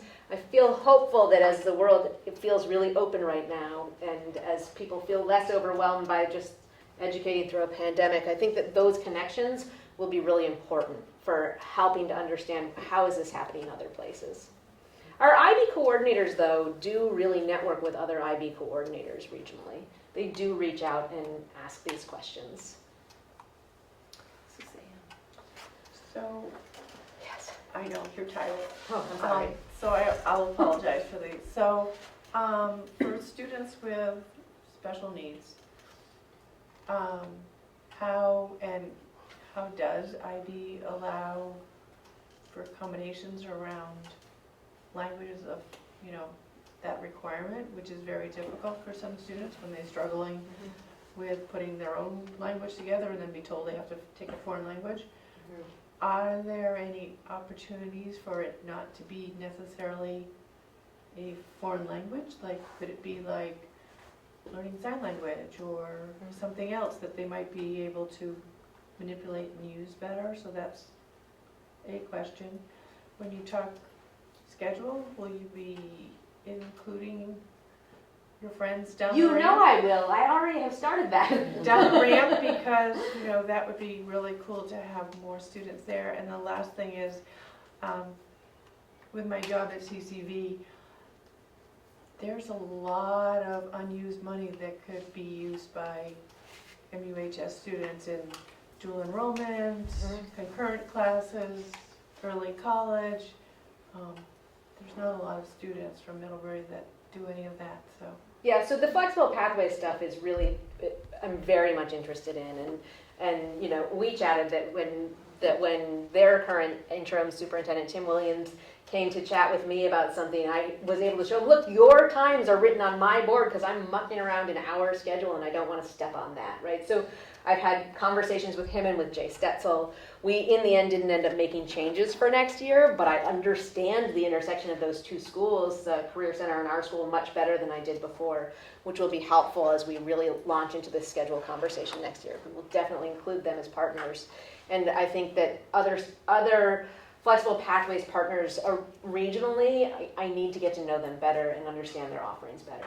As far as the special education question, and students with diverse learning needs. So I think it's most useful to think of the International Baccalaureate as a Tier 1 curriculum framework, right? And so this is what we are doing as foundational work for our whole community of learners. The International Baccalaureate isn't really going to weigh in on intervention in special education because those are governed by state laws, right? Not international guidelines. And so we layer our tiers of our multi-tiered systems of support on this. And so all of those same decisions that we have the agency to make locally in any curriculum in Vermont, we have the agency to make in an IB curriculum in Vermont. As far as could we do sign language as a second language, we've had that conversation at the admin counseling team meeting. We haven't taken action on it, but it's a thing that people have expressed curiosity about over time. So I think we just need to think creatively and flexibly. I think that IB would not accept sign language as a world language in their definition, but I'm not afraid to say, and we made this decision to best serve our students, tell us how we're doing, they'll give us feedback, right? And if we've gone rogue and they don't approve, we'll get a matter to be addressed when they come back and visit us every 5 years, right? And that's just an opportunity to reflect and decide if we're doing it right or need to make a change. So I think that we need to be willing to make the decisions that are best for our students, for our learners. And knowing the framework really well, we can know what is flexible and where we gotta push the boundary a little bit. I'm not afraid to push those boundaries. Okay, Ally. Something you were saying earlier about students coming up and having had all of the years since kindergarten. Where are those students at right now? Like what grade are they in? So that's a hard question. I'm trying to be sure. It's not hard, it's just long-winded. So we started the process of becoming an IB World District in 2017. The most cut and dry authorization is the diploma program. We had our diploma program authorized for the 2019-2020 school year. In the diploma program, you don't start teaching DP until you're authorized and you're running the whole program. So that started 2019-2020. The primary years program and the middle years program, you start playing in that sandbox and trying things out from day one. And then you become authorized when you've demonstrated that you're getting the hang of it. You've documented the right moves. You don't need to have it completely, fully perfect. It will never be perfect. But you need to have really built the thing in a robust way before you're authorized. So you've been doing it for a while before you're authorized. So our middle years program was authorized that same school year, the 1920 school year, but after the change of the new year, so in 2020. So that was across the middle school and high school. It was 7th through 10th grade at the time because our 6th graders hadn't moved up yet. And then we were slated to do our PYP 7-school authorization visits in April of 2020. So that got canceled, or that got postponed in the pandemic. We did a quick pivot and we did them remotely. We did virtual authorization visits in June of 2020. I can't believe we pulled that off. In retrospect, it was not the most compassionate thing to do. We were officially authorized across our 7 elementary schools with 0 matters to be addressed. It was a perfect score in September of 2020. And that's what made us an IB World District, at the time one of fewer than a dozen in the US. So, but that means that we haven't been an IB World District only in the age of pandemic. We are having our first experiences of post-pandemic teaching as a new IB World District? So if we're thinking of it from that perspective, then. Oh, I didn't answer your question. Then it would be children in the second grade right now. Who have had it from the beginning? Yes, that you were authorized and have had it. Yes, thank you for. Starting at kindergarten, not pre-K, because not many kids. Yeah, we only have 3 pre-K classrooms that have the IB experience. Our private pre-K programs aren't international baccalaureate. Well, thank you so much, Caitlin. Thanks, everybody. It's good to hear that we're taking the great work you did, really starting it and doing it with all of our other schools as well. And I think this will be really valuable for whomever we select as an interim, to get some context and then decide, well, how do we look at students and, survey them, parents and what have you. So obviously this is just the very beginning of the work. Yeah. Right? But it is the beginning, which is where we needed to start. So thank you so much for that. You're welcome. Thanks for letting me give you an update.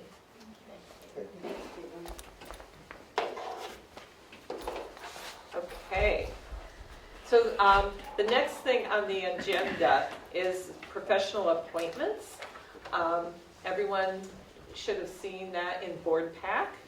And so with time, so we can kind of move forward, could I have a motion to approve the professional appointments?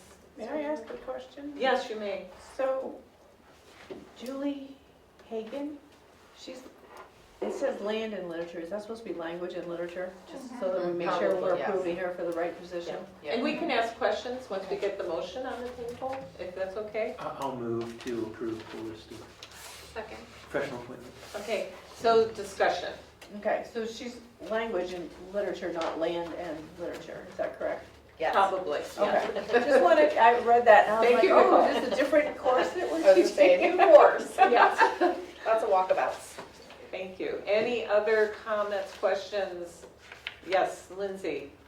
One of the names I see on here, Colleen, is listed as a new hire as a special educator, but not departing. She's an existing staff, perhaps paraprofessional.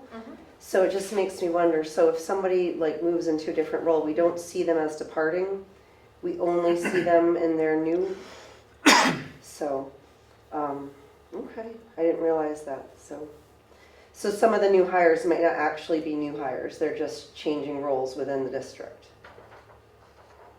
Yeah, you could say it like that, they're a new hire for that role. It'd be helpful to just have distinguish between the two.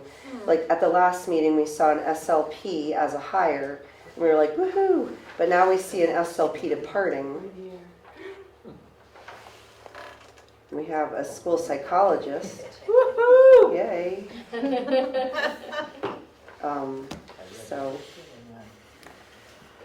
But it would be helpful to see, that distinction, I think, if that's possible. I think just the clarifying is that we're looking at individuals and not necessarily positions, right? This isn't a list of positions vacated, these are individuals either hired or leaving. Any other discussion? None heard. So I would like to vote on the professional appointments. All those in favor respond by saying aye. Aye. Any opposed? Any abstentions? The professional appointments have been approved. Thank you so much. Okay. The next item on the agenda is under report of the board, and it is the skate park support letter request that we approve, sending a letter of support. And we have Jill and also Ethan Murphy. And Jill, how do you say your last name? Because I'm going to kill it. It's Quackenbush. Okay, thank you. Yeah. And they do have a presentation, which was attached in the materials. I gave them about 15 to 20 minutes, and including discussion. So if we could get started, if you guys want to come forward, that's fine. wherever you're comfortable. Would you guys mind just your names again, just for the record? Sure. Great. Thank you. Jill Quackenbush. And my name is Ethan Murphy.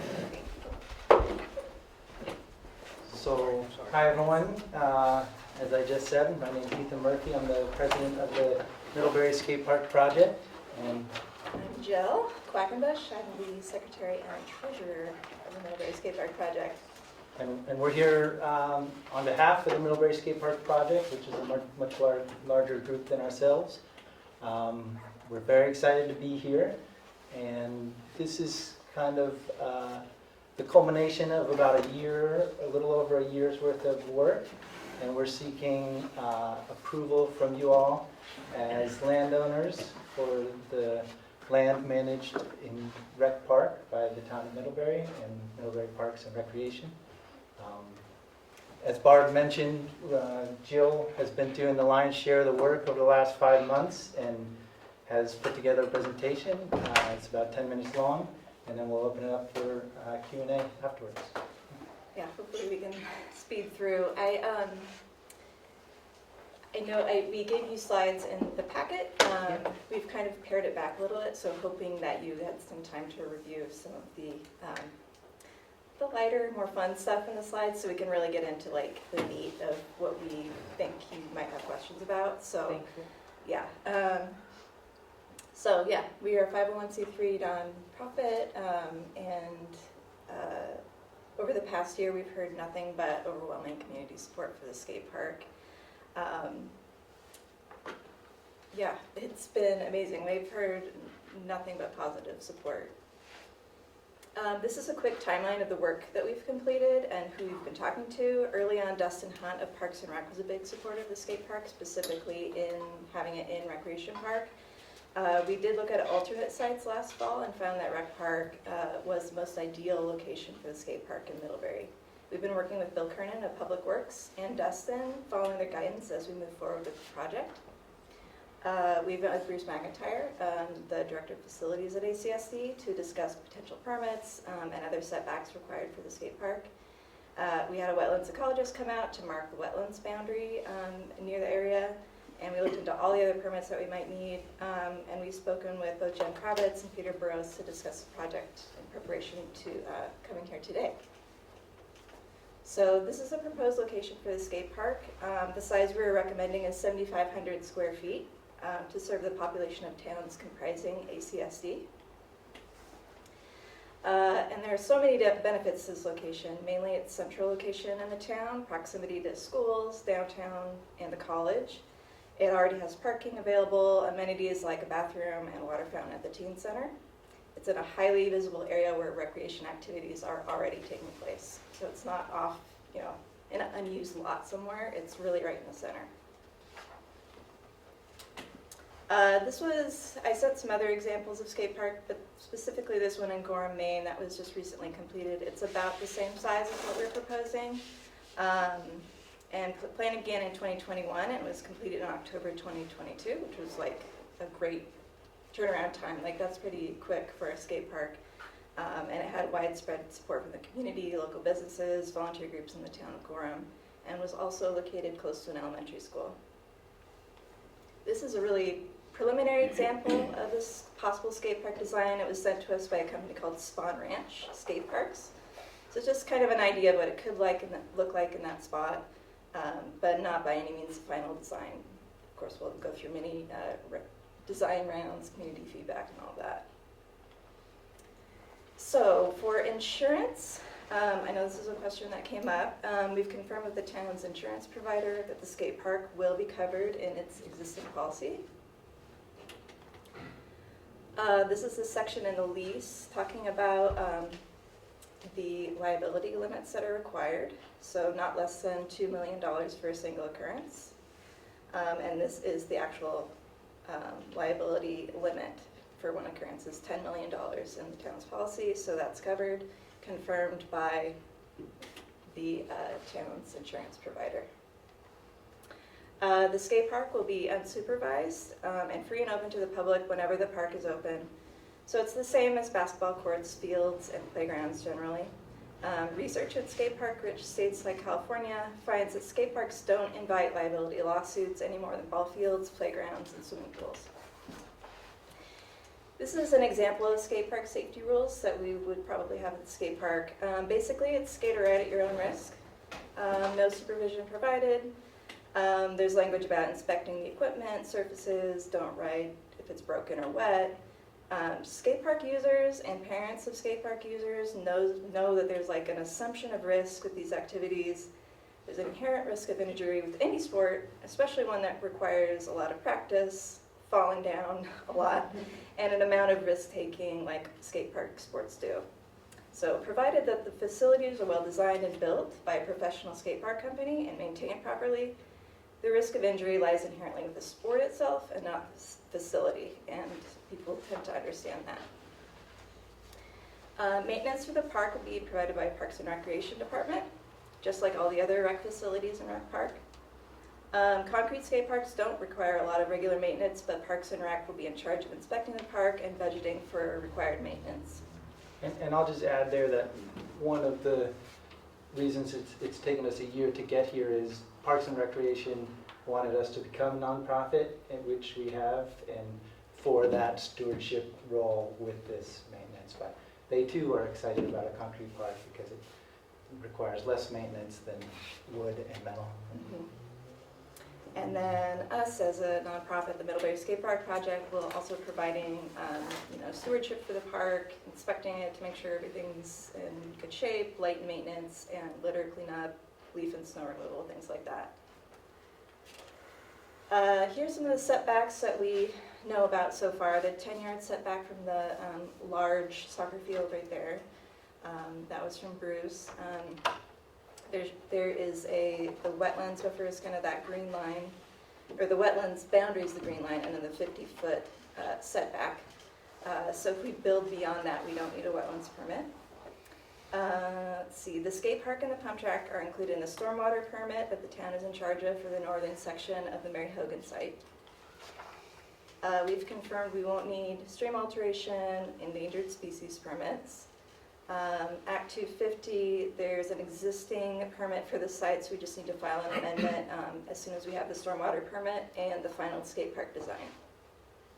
So in relation to all those setbacks, here's where the footprint kind of falls. For open hours, it'll be the same as Rec Park, which is 7 a.m. to midnight, although it won't be lit, at least not at first, so it probably won't be used at night. And we believe the skate park should remain open to the public on school days during school hours.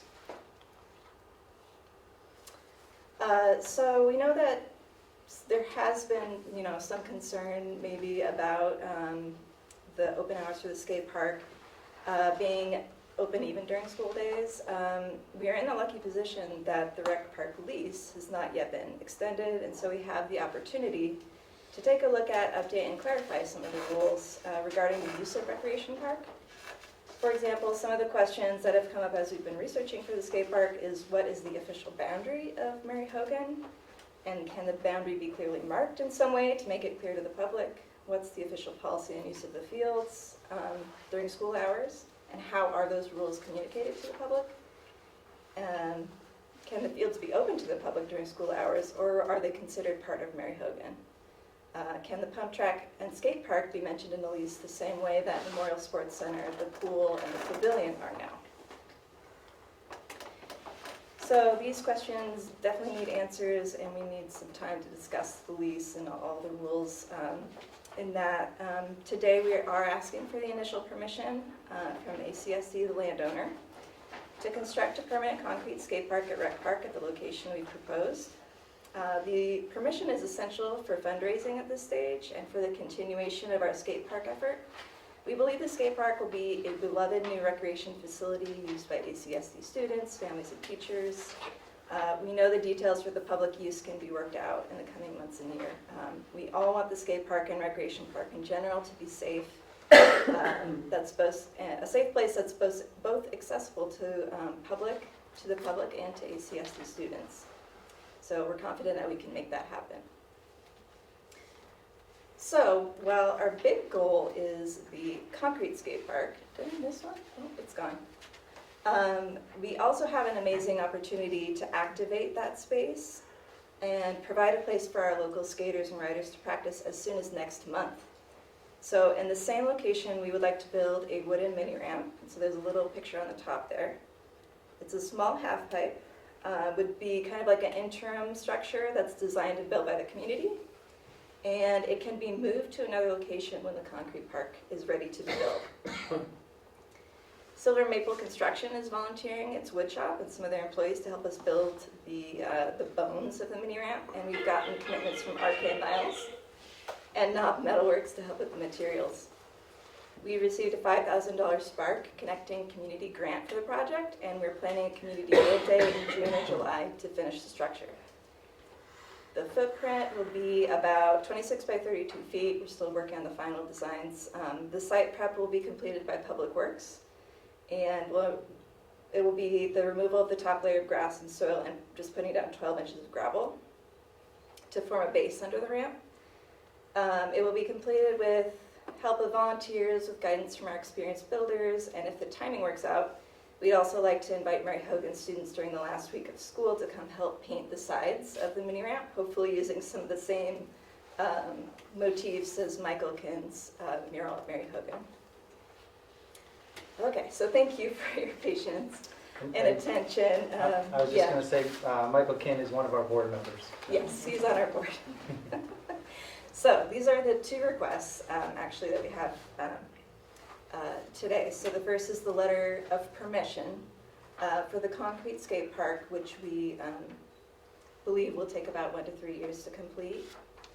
And then the second, we have the materials, the volunteers, and the money ready to build the mini ramp at the same location. So we're seeking permission for the site prep and construction for that project to happen as soon as next month. So thank you so much. Do you have anything else to add? I would just say, kind of in closing, and some of you even thought that this might be deja vu. I think last October you all, or some of you approved the bike pump track, which if you've been to Rec Park recently, you see that it is well underway and super exciting. So we are following in their footsteps. In fact, Eric Remsen is also one of our board members. And this is good for kids, it's good for the community. Again, we're here in front of you to seek permission as the landowners. Okay. Any questions for? I have a question. Okay. The piece of land, I mean, I'm from the area, I walk around there a lot. This particular part of the greater area is not used for anything at this point. That's correct. It's not part of a field, we're not. It is part of The small soccer field, right? I believe that's not. You can see the You goals the in the one? picture. This is an No, those are old the back Google goals. Earth image, and I'm not. Those are, So I anticipated this question, Field is there. and I actually, you can see the goals. Yeah. It is part of an existing field. and I would just to answer that question, so Rec Park is managed by the town and Parks and Recreation. There's a master plan for the space. It is a little older, but we're coming to you as kind of the final piece in this approval process. Whether or not that's the appropriate sequence to be determined, we are all volunteer board and we're doing the best that we can. You kind of saw our timeline meeting with Bruce McIntyre, Jen Kravitz, so it's been a long process to get to this point, but I just confirmed today with Dustin Hunt that soccer field, that is not a problem, that is the location that he actually recommended for the use of that park. Just above it would be the pump track, so yeah. And I believe this image is older, so like those soccer, the goals are not there currently. So moving forward, yeah, I don't think it's being used. And his exact comments were that it would still have a place in Rec Park, that this would be kind of activated for this use, and that it would not replace soccer, that it would well, yeah. Trisha. So I wanted to say, kind of with one of my other community hats as a employee of the library in the town, I have been able to both kind of see the development of the skate park project, because you have your meetings in our library quite often, as well as I am the library's representative on the Parks and Recreation Committee, so I have been at those meetings and presentations as well. And so I do have to say, I have been impressed along the entire process with the amount of research and thought that you have put in each step of the way. The work you guys did evaluating different spots around the town, I thought was especially well done and well thought out. So, you know, I feel like I have a little more context for this than the rest of the board, but I have been really impressed throughout with both the work that this skate park project has been doing, but also can attest to the positive community support.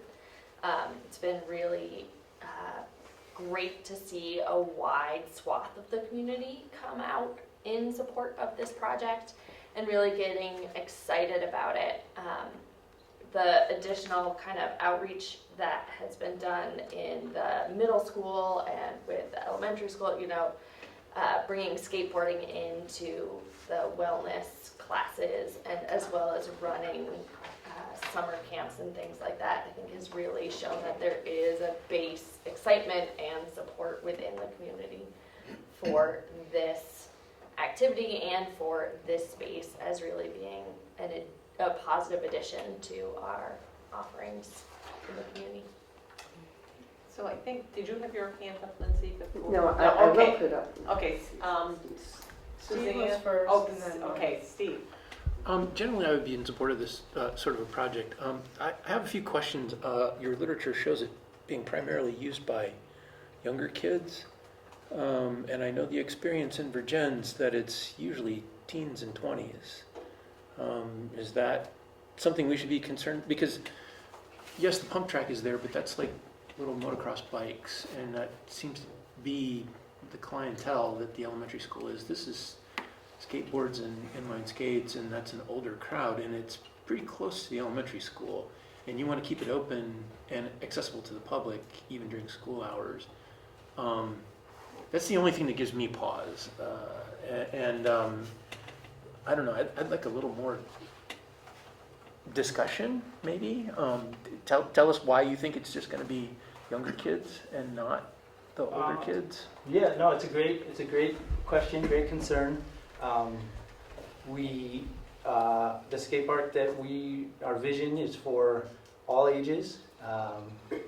So a skate park, you could have multi-generations of people using a skate park. But if you think about rec park in particular, right, there's pickleball, there's soccer fields, there's tennis. So again, it's for all ages. And I think you'll see with the bike pump track that, you know, that is supported by ACDC. I think you'll see families coming there, and that's very much what we want. We would love for this space to host a birthday party or something like that.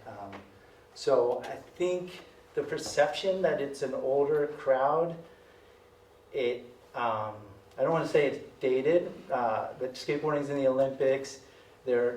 Kids just thrive on this. There'll be skate park kids that are just there, you know, every day after school and just learning a new trick every day. So I guess my response is that we see it as all ages.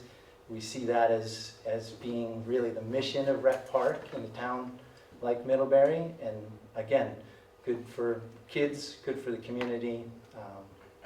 I don't know if that answers your question. But that's my thoughts on it. And it's also, you know, there's plenty of dads, especially, that skateboarded when they were young, that are there with their kids. It's really a multi-generational. It's not just, you know, a teenager, you know, 19-year-old.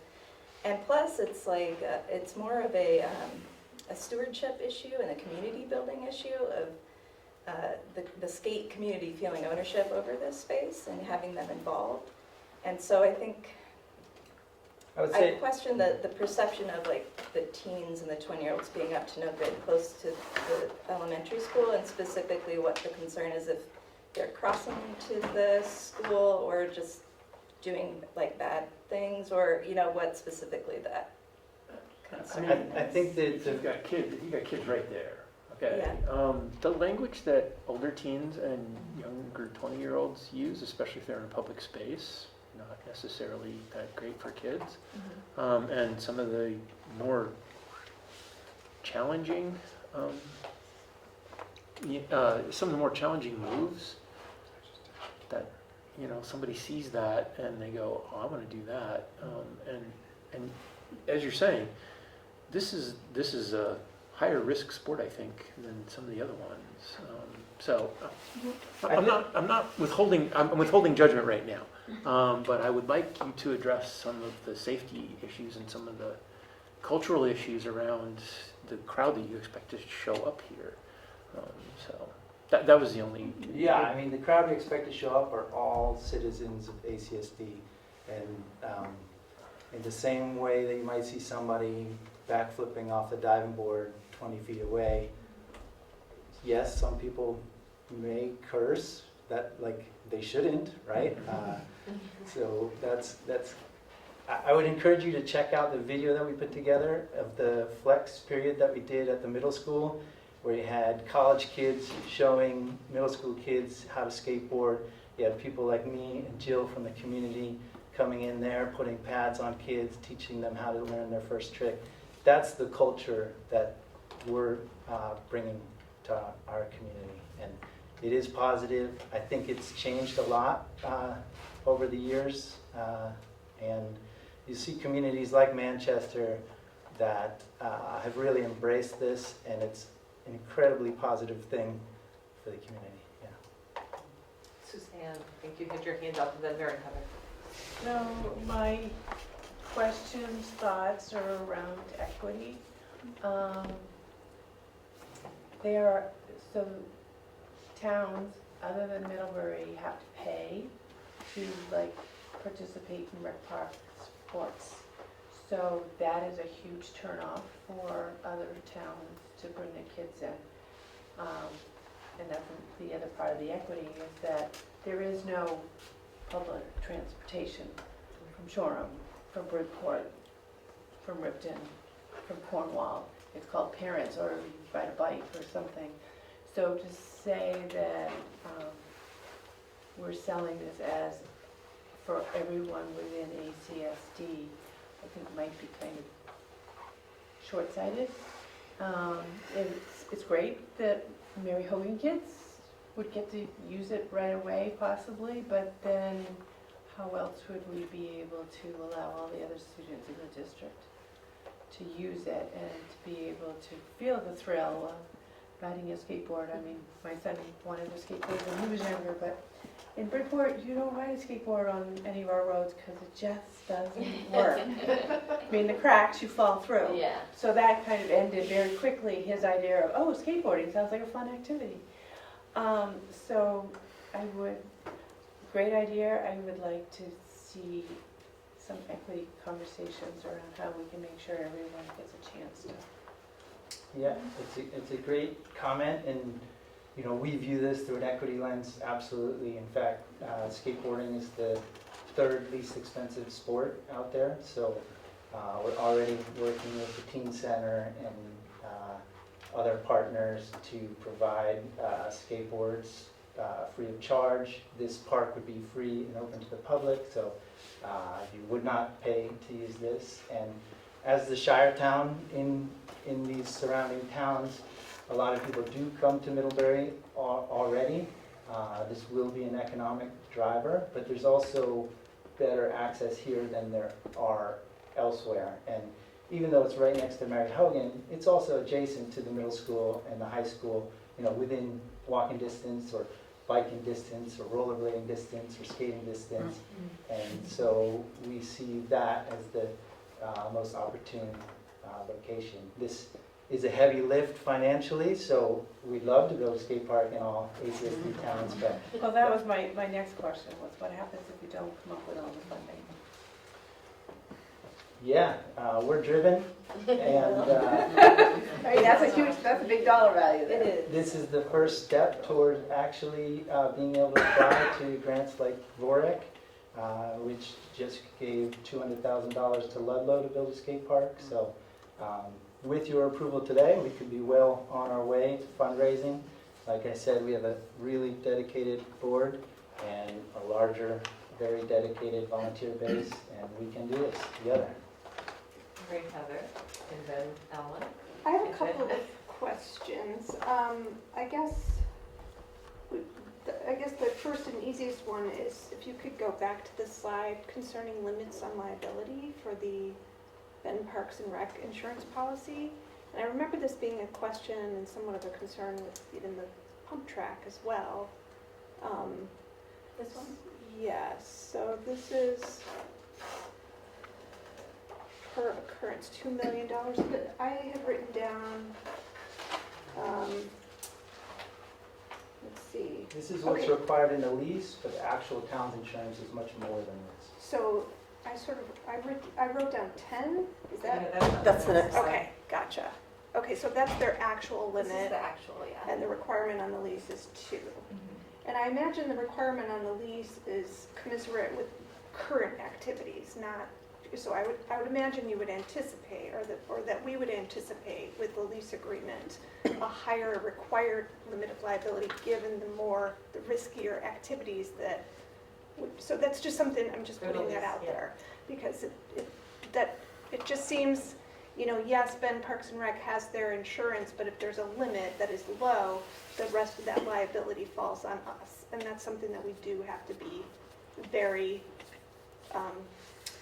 serious about and just make sure we're thinking about that. Not that this does, not to negate the great idea in the community, the opportunity for community building, but that is our responsibility. That's our fiduciary and legal responsibility. So I think that's something that we really need to keep in mind. And then the other thing, some of the other things that I think Steve was alluding to, just concerns about activities at the areas. And this, I think, applies to the pump, or the bike pump park as well. When we have activities happening on school property during school, because sometimes gym classes go out there, so kids are right there. So it's things, again, that are not necessarily skate park specific, but things, just having people from the community right on school property, perhaps using substances, perhaps smoking, things that are specifically prohibited from school grounds. So I think those are sort of lease agreement things. I just want to put that out there, like that's an issue that we will have to reconcile as we consider approving these sorts of things. And then the last thing I just want to put out there is, as we're thinking about facilities planning and improvements that maybe need made to Mary Hogan, and whether or not there's construction or staging of construction equipment that may need to happen in an area as close in proximity to the school. It's just something I just want to put out there, that that's a possibility that needs to be considered. Because the facilities planning stuff, it hasn't gone away. We will have to make improvements to Mary Hogan at some point.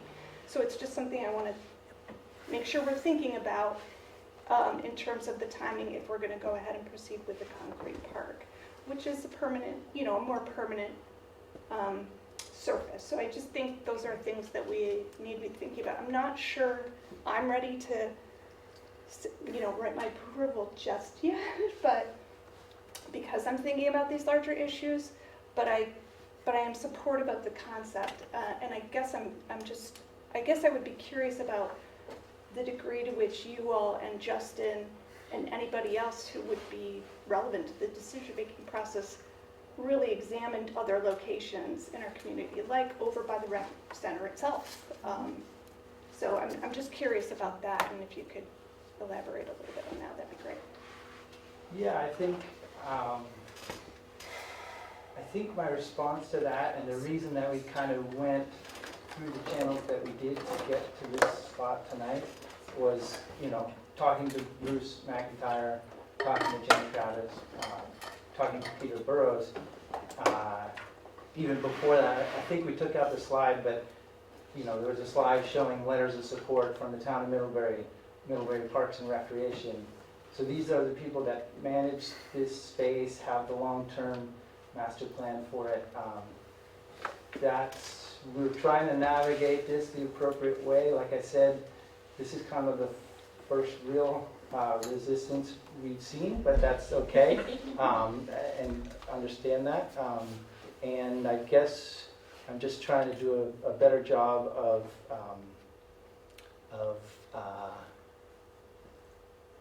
yeah, I don't know. So, even one of the things Mary Heather was asking about the different sites that you looked at and how you came to determine, and I know you gave Parks and Rec a long presentation on that. Yeah.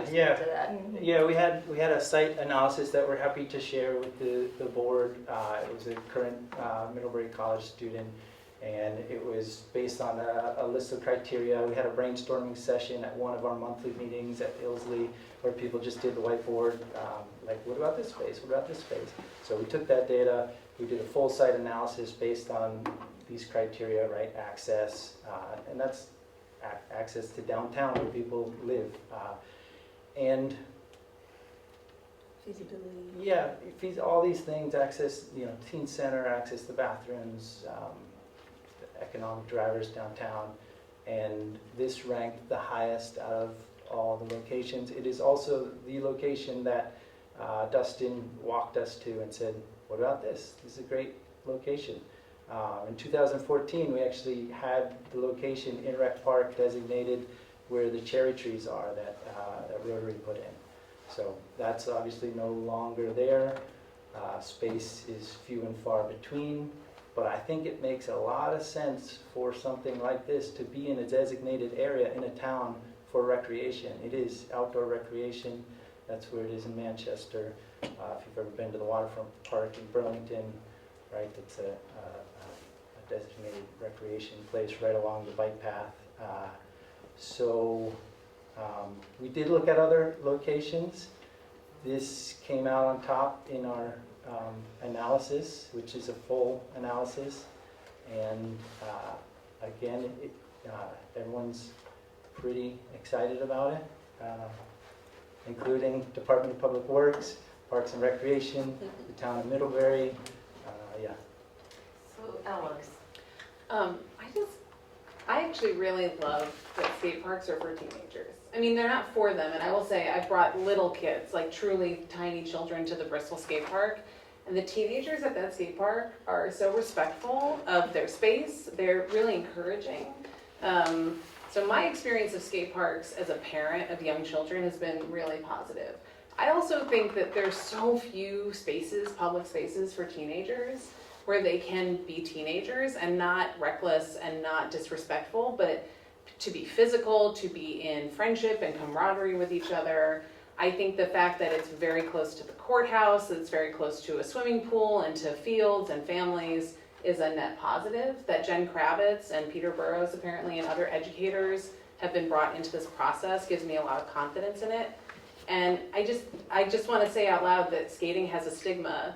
And teenagers have a stigma, and that they will be bad, and that they will be disrespectful, and that they will unnecessarily or unduly influence children. I think it's a really inspiring thing. The low barrier to entry is really important because anyone can skate, basically. And there are a lot of things that my town, that Cornwall doesn't have, like a tot lot. And I would never say don't have a tot lot in Middlebury because we don't have one in Cornwall. I'd say put it anywhere, and I will find a way to bring my kid to that tot lot. So I love this project. I think we should support it. I really appreciate the work that you all put into it and the presentation that you've given us tonight. Ellie? Yeah, I'll just speak to some of the things you were saying earlier about equity, and I know a lot of children personally from Ripton and Shoreham and Salisbury that find ways to like carpool and get to the Bristol Rec Park that you mentioned there. And so I think that kids are going to find ways to utilize their resources to get to the skate park when it's in Middlebury. And one way that maybe we can help that is like right now my sons are allowed to bring their scooters on the bus. They are foldable scooters that kind of fit inside their backpack. And they bring those to Middlebury and then use them to access things around town after school. Even though they're from out of town, sending towns. And so if we make sure that we can like speak with the transit companies that we utilize to make sure that students are going to be allowed to bring their skateboards or their scooters or their rollerblades on the bus with them when they come to Middlebury. We could help them have access to the skate park. And Ellie brings up a great point that I failed to mention, which is a selling point, and that is that a skate park is shorthand, but it is for all wheels, right? It is for, you'll see tons of scooters there, and you might see a few teenagers on scooters, but most of the kids, you'll see bikes coming from the bike pump track over to the skate park. You'll see wheelchair motocross. You'll see all wheels there. I have a group of moms that I roller skate with at skate parks. Lindsay. You did a great job with the presentation, and I'm glad that there's such a public support with the project. The county needs more facilities such as this. I have a few concerns. There are probably things that can be addressed, but you know, the things that have happened up to date are structured, supervised activities. And you're talking about bringing it to an open, free, unsupervised level. And I love all the things that I see that you're doing in East Middlebury, and I think we really need that. But it's not going to translate exactly. You mentioned, Burlington, and I've seen the Burlington skate park often, and it's predominantly older people, and it's predominantly like people just enjoying the skate park, but there's also some sketchy stuff happening there that I've observed, and they're really kind to the young people and seem to try to shield that a little bit, but that is, I don't know if that would be happening in Middlebury, but I just wanted to say it out loud. So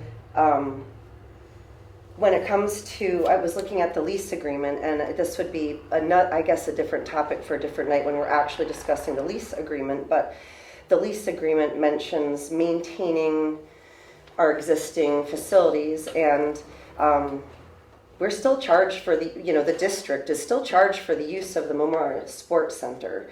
And the bathroom and the water fountain are not well maintained. I was trying to figure out in the lease agreement, the lessee is responsible for maintaining the traffic lane, and I think that's from Court Street, where you go through, where it goes back out again, and it is not well maintained. It is just a minefield of potholes. I bottom out in my Accord. I have to swerve.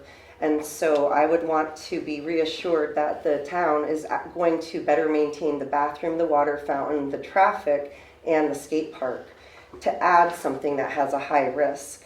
And I think it's addressable, but there is what would you call it?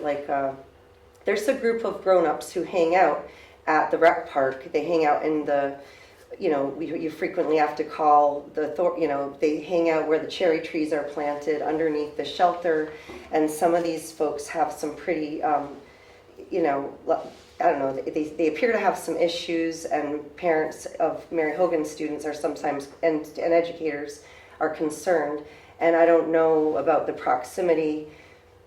I think it's like two separate things in a way, but when it comes to using the bathroom and the water fountain, we're all sharing this park, and there's just as many grown-ups there, it seems like, and teenagers and young people.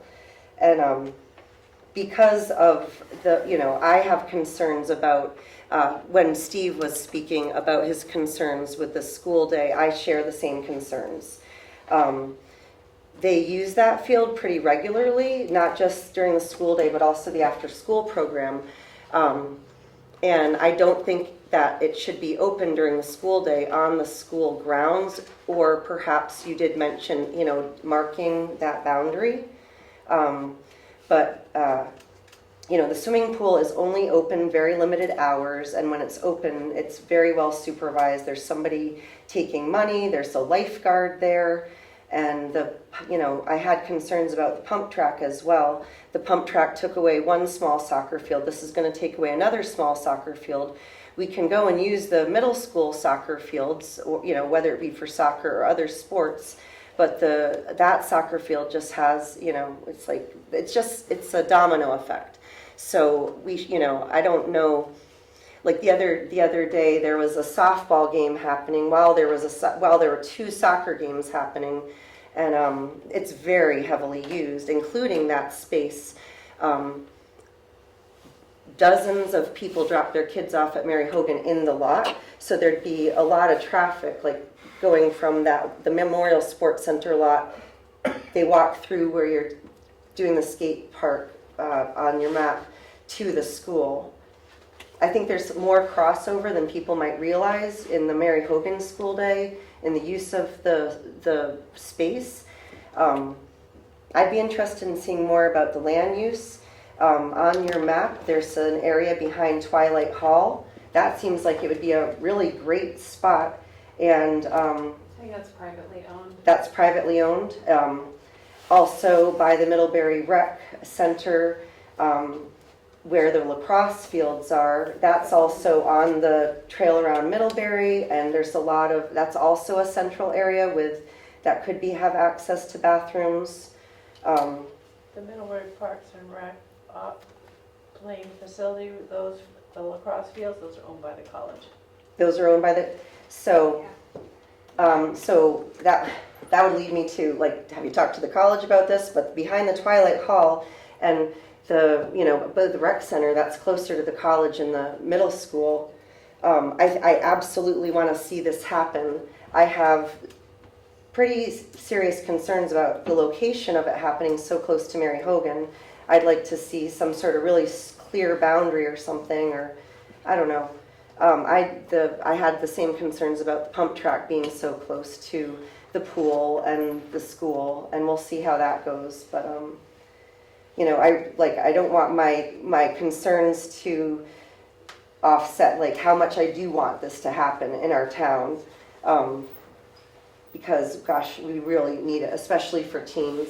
And I think we do find ways to get to Bristol and other places, but when Suzanne, I didn't even think about when Suzanne started talking about equity, but it's true. It just makes me feel even stronger about how much we need to have transportation from, it'll benefit ACSD students more if we do have after school bus routes and that sort of thing.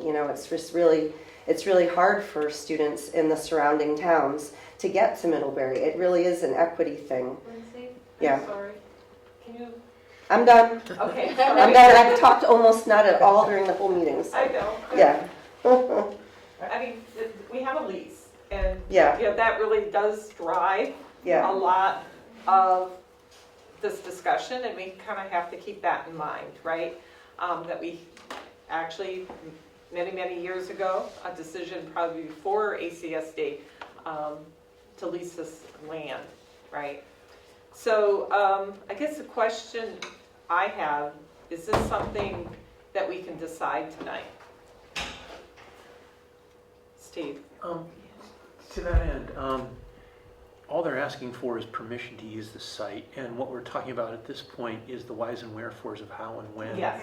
And access of that kind. I don't think those can be worked out later, and I think it's kind of unfair to make these folks have to address all of those concerns right now. Responsibility. Right. I think that just approval to say that they could use this land and to move forward might be something that we can do tonight. I would want to hear more information, and I would want to see more about how this is actually going to be implemented, but I don't think it's a bad idea, and I don't think we should hold up construction. My opinion, though. For some reason. Yeah. Right. So, would someone like to entertain a motion to? I'll make the motion Okay, Chip. that we have you sign a letter that the board okays that directs, I don't know how to phrase it, I guess it's the They letter. have a request of permission, a letter of permission to construct a permanent concrete skate park at Recreation Park. Can you forward your slides to your request slide? The request of the board.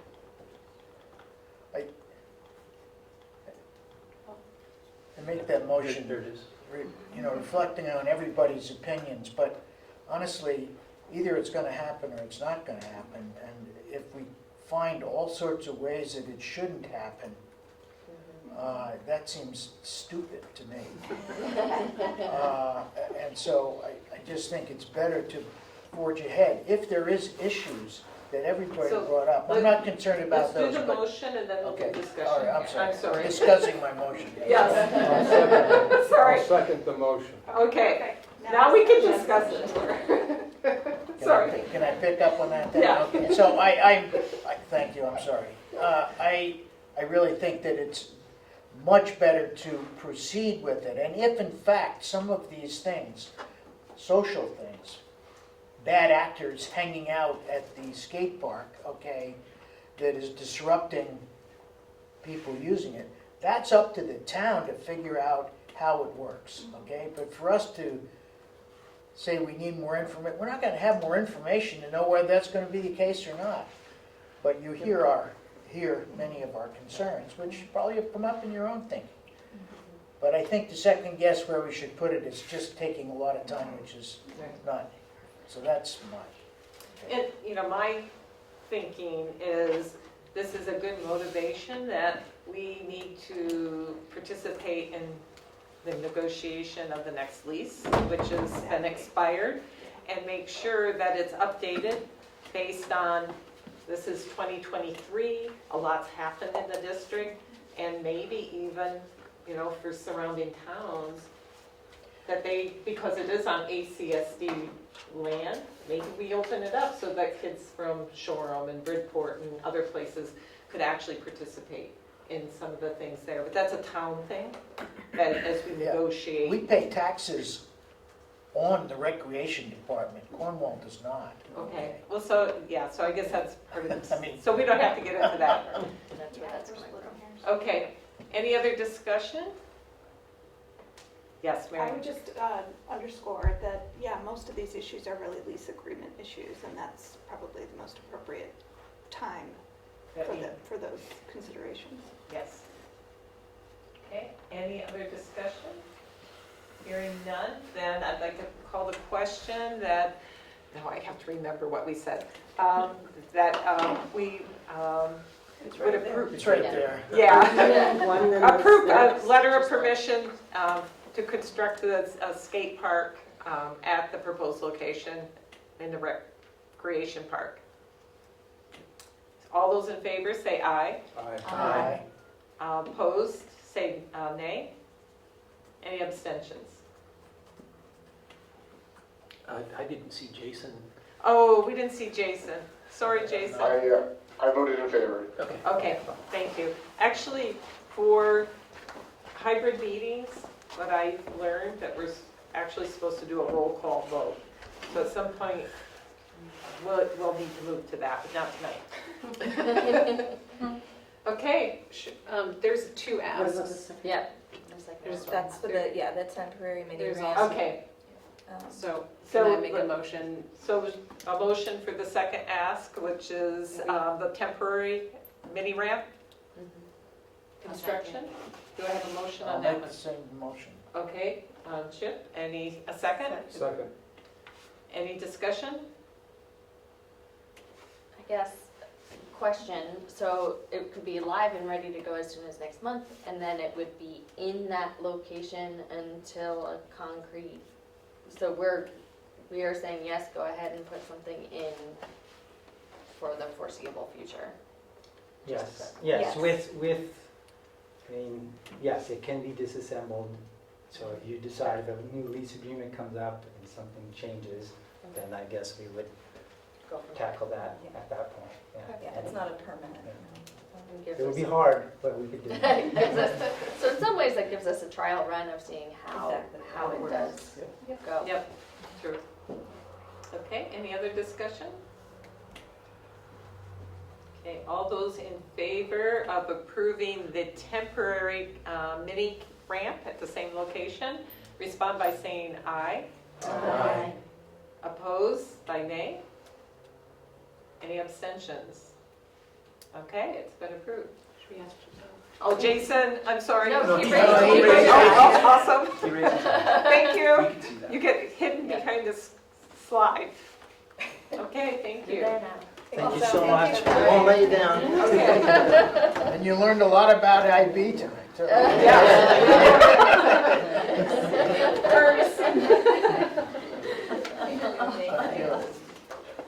Okay,